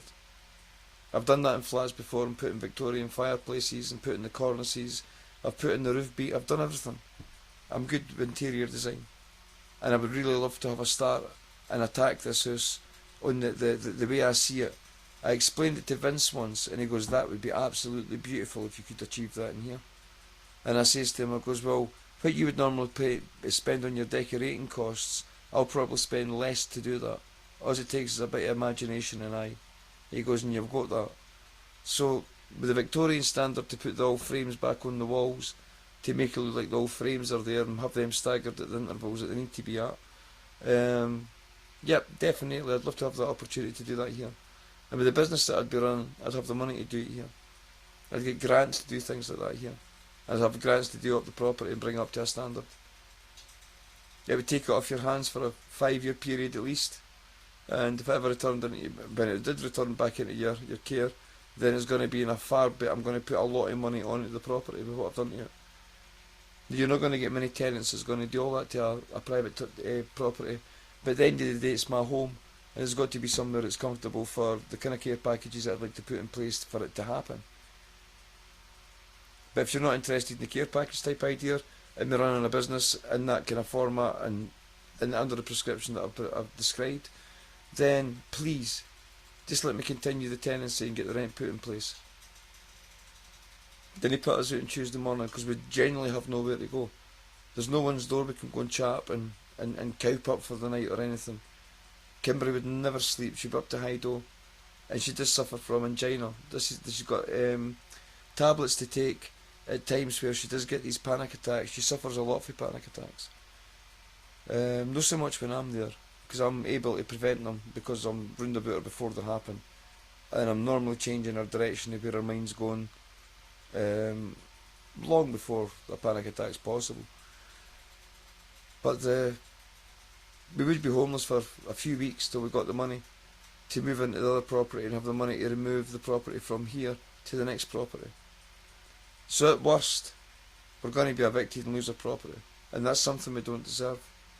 We really don't deserve it. We've got good property, we've got quality property. You know, it's expensive property, and we take good care of it. A lot of our family heirlooms are with us at this property, out in display in units and cabinets and that. Really beautiful. We can't lose any of that. We've got an awful lot of expensive music equipment and electrical property. We can't lose any of that. We've nowhere to put it. I'm too ill to lift it. I can't lift this stuff. I can't take it to anywhere. We're going to have to employ van drivers in a van to do that, or a lorry to do that.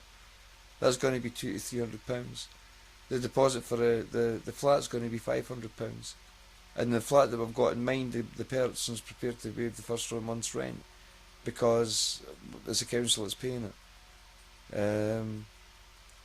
So we're needing £800 minimum, and we won't have that for the next 2 weeks. You know, if we get £800, we can move, and I can still make a success of the business. I'm still speaking to other landlords about commercial properties and private properties and the possibilities of how we can work together. I will be doing that anyway. I will be raising a bill of suspension in regards to the entirety of all of this. I've got to. I can't let it continue on at the next address and the next address because I've done nothing about it in courts at the last address. And at this address what we have is police reports try to kill Kimberly's dogs. People who were active in the plan caught out. Court appointed defence solicitors failing to bring any of this evidence to court.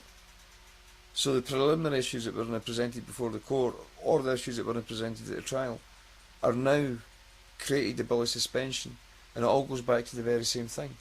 The police reports and the way they've been writing these reports in their lives, and we've not got access to them. We don't know nothing about them. Absolutely nothing about them. They just keep appearing in our lives, and people treat us in a funny, strange way as a result of them. And that's a hard reality to live in. But you don't actually reflect the person that they're reflecting from the report. And then we start to find difficulty because I turn up with evidence to show no, that didn't happen. So we've got somebody who's reading from a report going, yeah, that's strange, that's weird. Can't understand that. You know, they really don't understand why they've got reading for reports such as that. And these are reports that are getting passed everywhere. and it's absolutely crucified us. And I'm asking, I really am pleading with you, Lord Catto, not to evict on Tuesday at all. Not to evict us at all. We'll get the rent put in place. I'll maintain this property free of charge. You won't need to get another letting agent. The rent will be paid directly into your bank account. And if we are going with the business idea, you're going to be able to get an additional rent as I claim transitional housing benefit for the people that I'm putting through the period of transition. So there's financial investment there. There's backdated financial reward because you're going to be getting the money for the rent, and you don't have to pay for a letting agent. And that's what I'd like to offer you, because that's who I am, and that's what I am doing anyway. So thanks for listening, Lord Catto, and God bless. Thank you very much. Hello? Yep. Hello? Hello, my name's John Angus from Aberdeen City Council Trading Standards. I've got an email from East Ayrshire Trading Standards. You sent them a complaint, I think in error to them instead of to Trading Standards in Aberdeen. Regarding a dispute with a property letting agent. Yeah. I don't think it was sent in error though. I do expect some sort of response from both. No, Kevin, it was sent in error to Ayrshire. Sorry, it was sent in error to Ayrshire, yeah.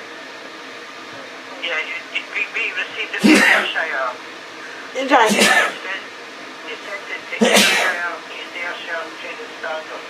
Oh right, sorry about that. Actually, right, so they forwarded it to us. So I was just looking at your complaint. Okay.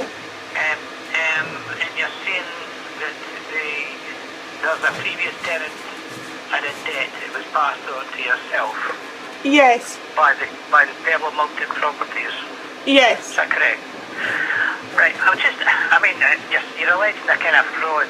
I don't know whether it's fraud or not, but if it's fraud, that would be a police matter. But what I would suggest you do, they're a member of what's called the Property Redress Scheme. Are you aware of that? I'm not, no. Right, okay, that's a scheme where if you're in dispute with a property agent, you can go to them and they can look into it and have conciliation and arbitration and that kind of thing. Okay. They're obliged to be a member of such a scheme in Scotland. Right. I was going to give you their phone number if you want, or their email address as well if you want to try that first. I'll take both, sir, if that's okay. Okay, have you got a pen there, have you? Yeah. Okay, it's the Property Redress Scheme. Okay. And the telephone number is 0333 Okay.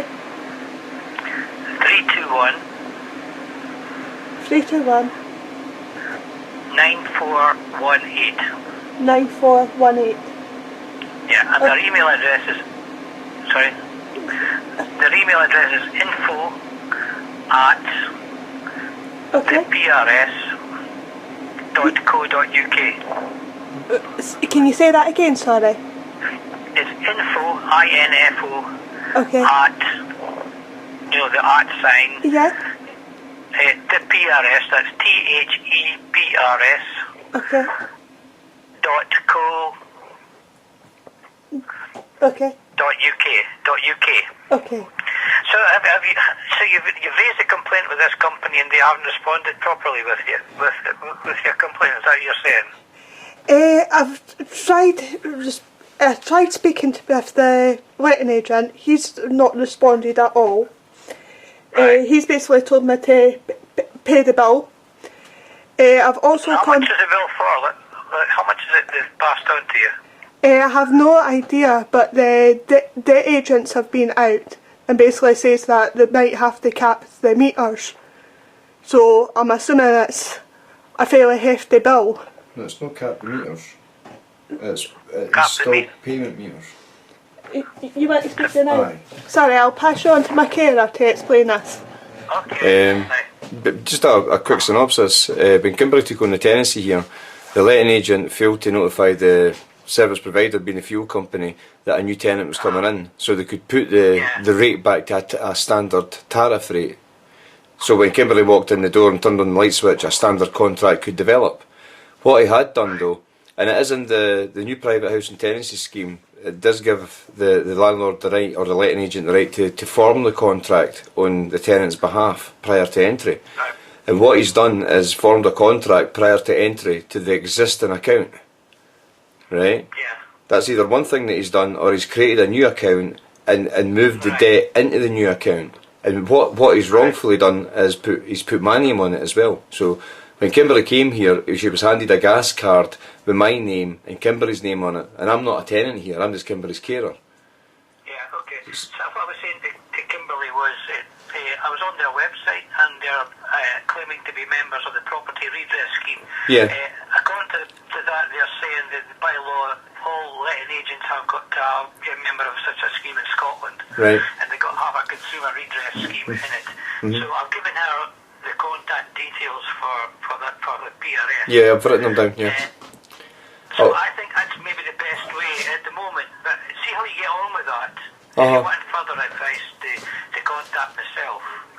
Well, the extent of it is because, see, Kimberly's requiring a disability premium contract, and that then allows the Department of Pensions to pay her fuel direct from her benefit, because Kimberly can't accommodate the meter process, the billing process. She doesn't understand it, like most people can't, you know, but Kimberly just can't work it out, and she can either sit and hundreds of pounds in debt because she doesn't realise what she's using. So that's the scheme that she uses. But because they were an existing debt to the meter, they couldn't get that contract. So Kimberly's been denied access to the contract since April the 1st to date, and the result is she's not got any cooking facilities or heating facilities at her address.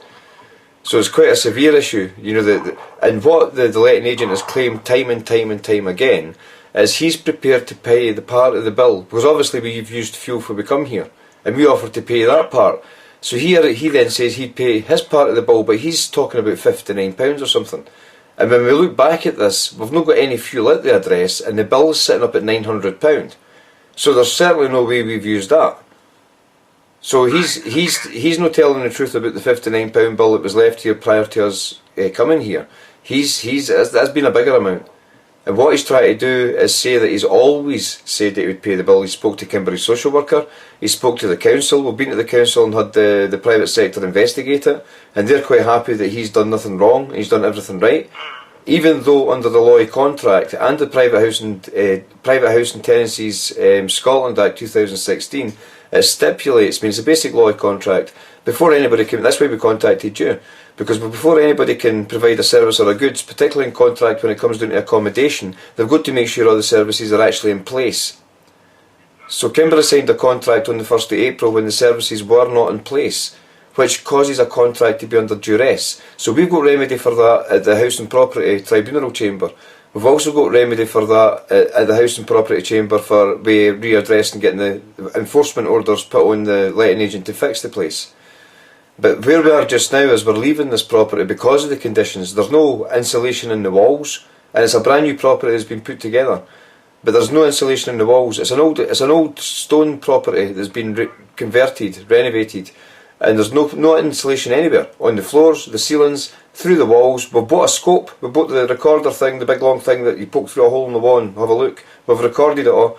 The place is Baltic, it's absolutely freezing. We're recording temperatures of -4, and there's no heating and no cooking facilities. So we were looking for financial remedy through putting the complaints in through you, and you identifying the faults and negotiating what this financial remedy was going to be. And which is, I think that's the way you work, is it? We're looking for not just effective remedy, addressing accountability for this, and him to be retrained, instructed how he needs to be doing things, because he's in breach of the Landlord's Registration Code of Conduct, and that's in 2016 as well. The letting agent's code of conduct. He's in breach of that too. All that property legislation is not enforced by trading standards. That's a problem. I mean, you're saying that the private the people that have come to visit you have said that everything's okay. That's for their. No, they've not actually done a visit. They've not done a visit. They've never even left office. That's the manager of the private sector team at Aberdeen City Council. His name is. Who did you speak to with that? It was Ali Thane, or Ali Tane. Oh, I think, okay. And he... I'll have to speak to him. Sorry. Well, the thing is, we know we've got civil remedies in other places, but for him providing goods and services, it is your department that I need to be speaking to, or Kimberley needs to be speaking to, because Kimberley's a tenant. But it's Kimberley's carer, I do a lot of your work. What we do is we enforce a piece of legislation, but not to do with property, directly property. I mean, we would look into things that were misleading, things that are said to have that were misleading or things like that. But Well, his advert was misleading, sir.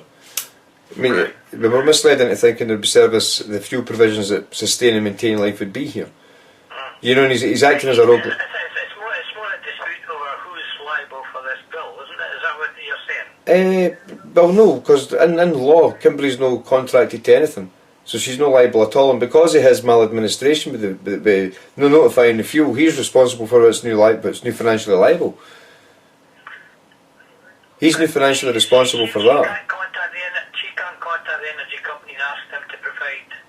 We have. We've explained it to the energy company, and this was months and months ago. We've got several emails where I explain about the standard contract couldn't be implemented because the meter was at a higher tariff because of an existing debt. They agreed with everything.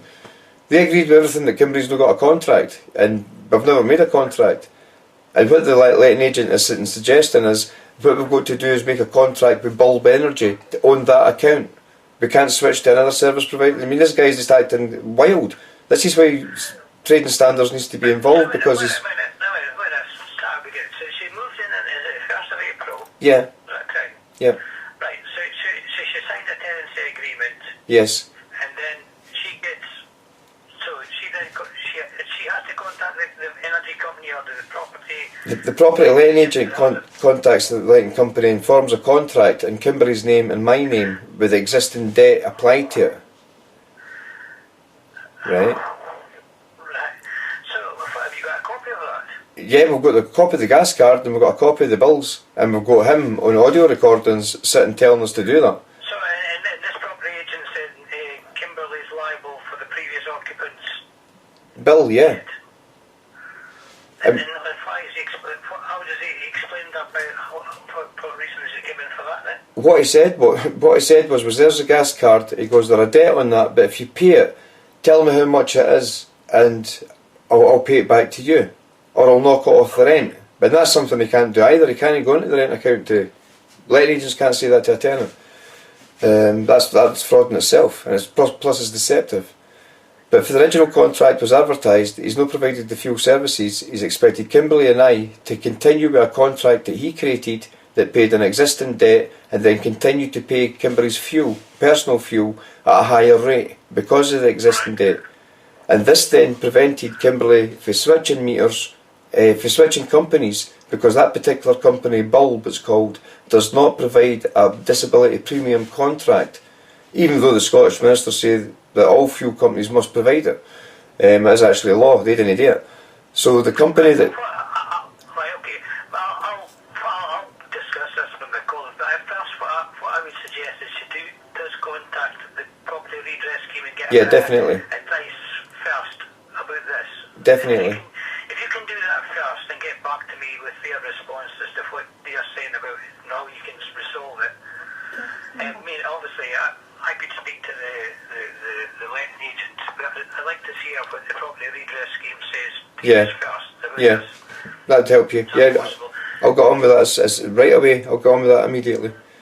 Right, okay. Because what the guy's now done, sorry, I'll not take up any more of your time, but what the guy's now done is made an application for an eviction because we're not paying rent. And the reason the rent's not getting paid is because he's not entitled to it. You know, so it's like he's new false claiming things. Right, okay. We can't, trade stars can't get involved in civil disputes. We No. can't tell the property this company. But it gives you the character of his behaviour though. That's the reason I say it. It gives you his character and the way he goes. Obviously, she wants it sorted out. This is pretty much easy and that. That's the main important thing. So I think contacting this property redress scheme is possibly the best way at the moment. Yeah, definitely. If you give me a phone call after and we'll Right, have a think about it. could you give me your number please, aye? Well, at the end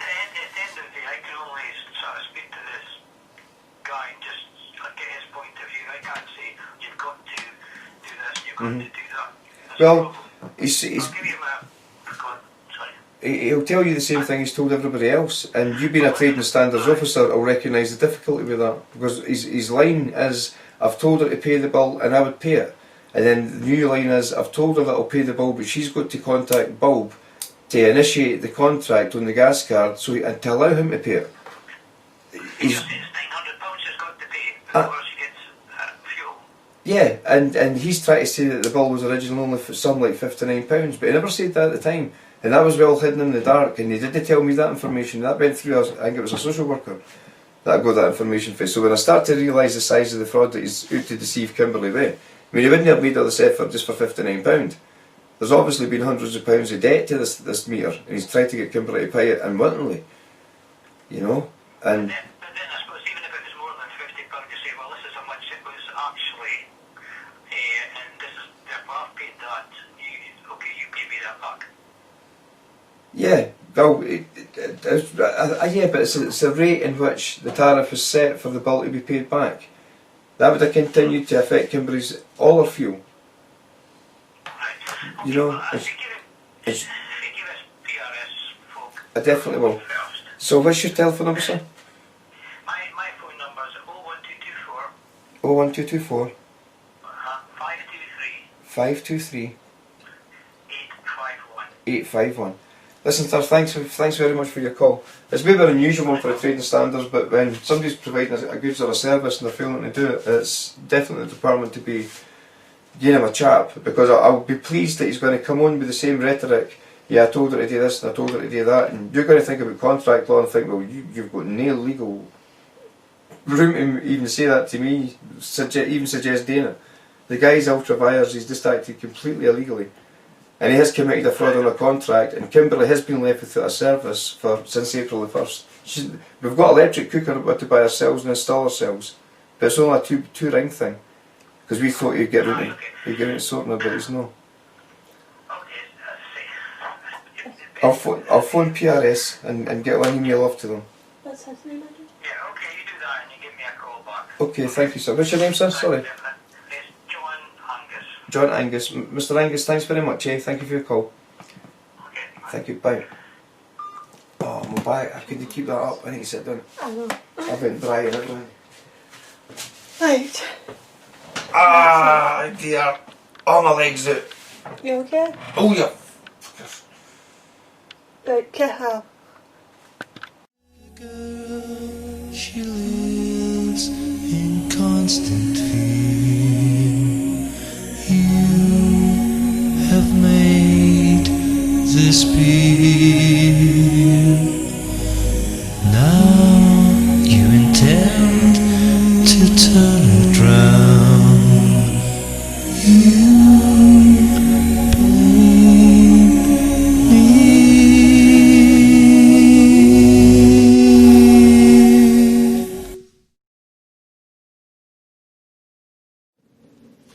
It's the 22nd of the 8th, 2020, and the damp on the flare and the white flags. I mean, that's we threw an awful lot of clothes. We've got stuff really sealed and packed up so it can't get damp in them. We've got dehumidifiers in the boxes, we've got dehumidifiers running day and night. So we bought this camera that sees behind us, and we've filled the holes at the back of us, but we found this wall here doing a bit, there's got no insulation in it at all. And I think the whole house is like that. So we're going to have a look.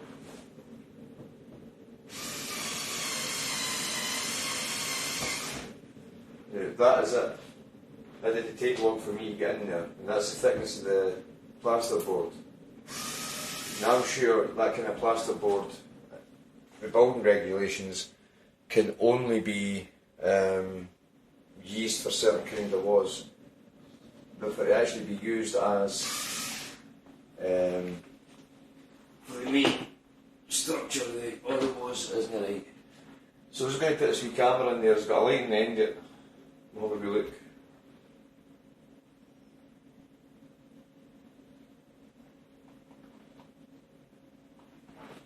Switch this on. Oh.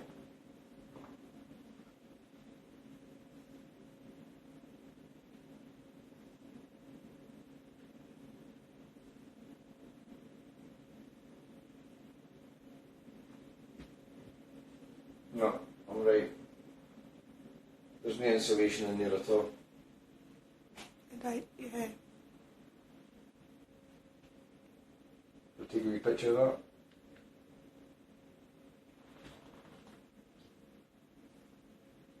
Just hook that down the way.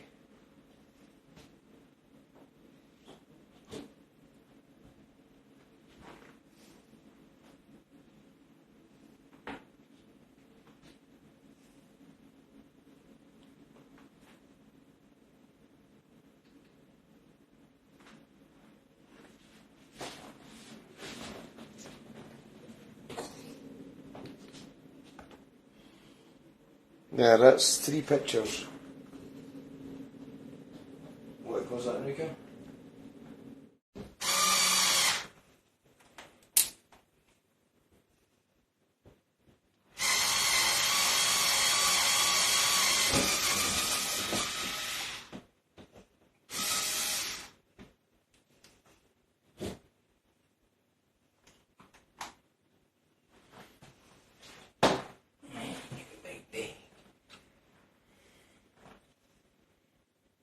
And Kimberly will try and take a shot of this on the camera as well, in case they say I'm just... Right, so there's just gone into the wall. And there's no insulation. Let's take a picture of that. Now I'm going to turn it round.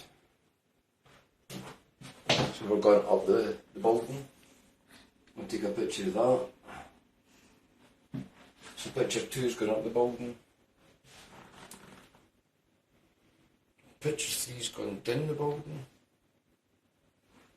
And there's no insulation in there, and there is absolutely no point in checking any further. Now, on to the next hole. Right, now we're in the end bedroom. On this wall, there's mortar that falls down the wall, and it comes down quite regularly here. So I don't even think there's a proper outer wall behind this wafer thin plasterboard or any insulation.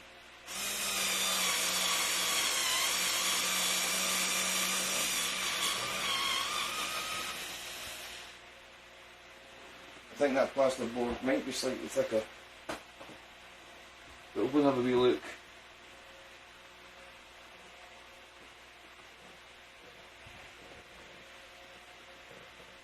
Just give it an wee poke with the drill.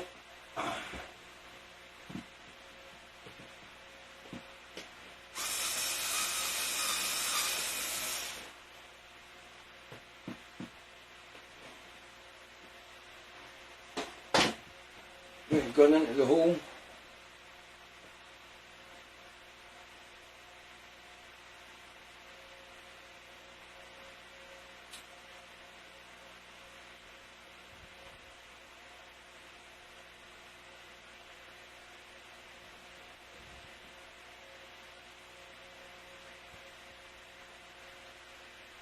So there's insulation in that wall. So I didn't understand how the rubble could manage to fall down so readily. So there is insulation in that wall. Let's go next one.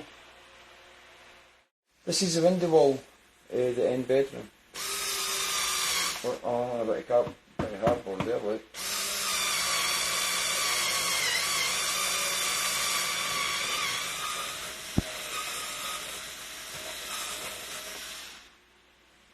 Right, this plasterboard is thicker. I like that paper thin stuff in the hallway.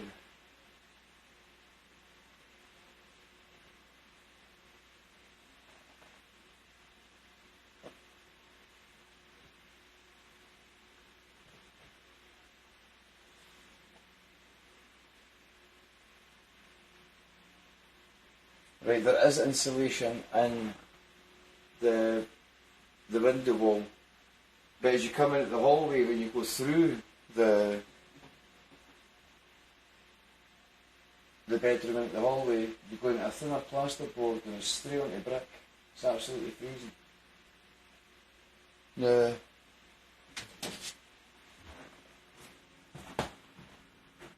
right, this is the living room window wall, just at the back of the door, or the side of the door.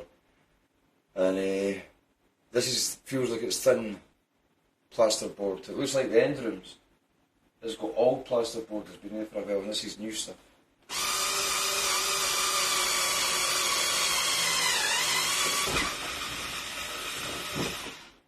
Now that is thicker plasterboard, some thick plasterboard in here.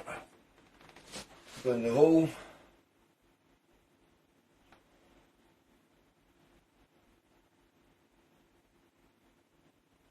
Not in the insulation.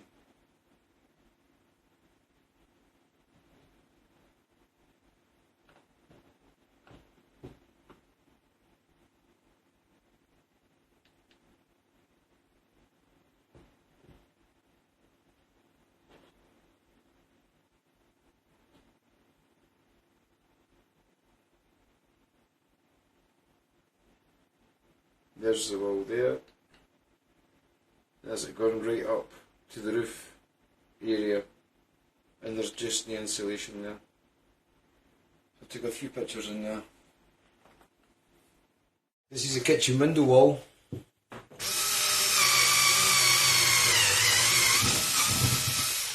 And I can tell there's no insulation or anything in there.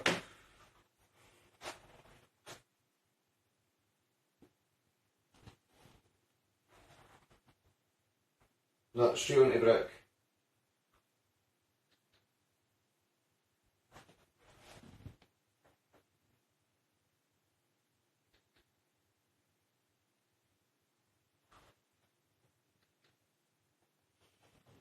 Part of the house is insulated, but no other outside walls are. And I'm not going to drill through these walls, internal walls. There should be insulation in there, but again there's no. But I'm not going to drill the walls to find it. This is the living room wall, fireplace wall.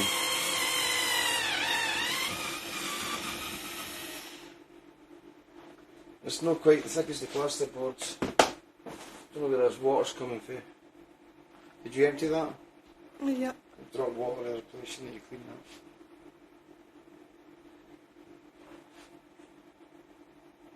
And in there, the fireplace wall, there's no insulation. Going up the wall, nothing.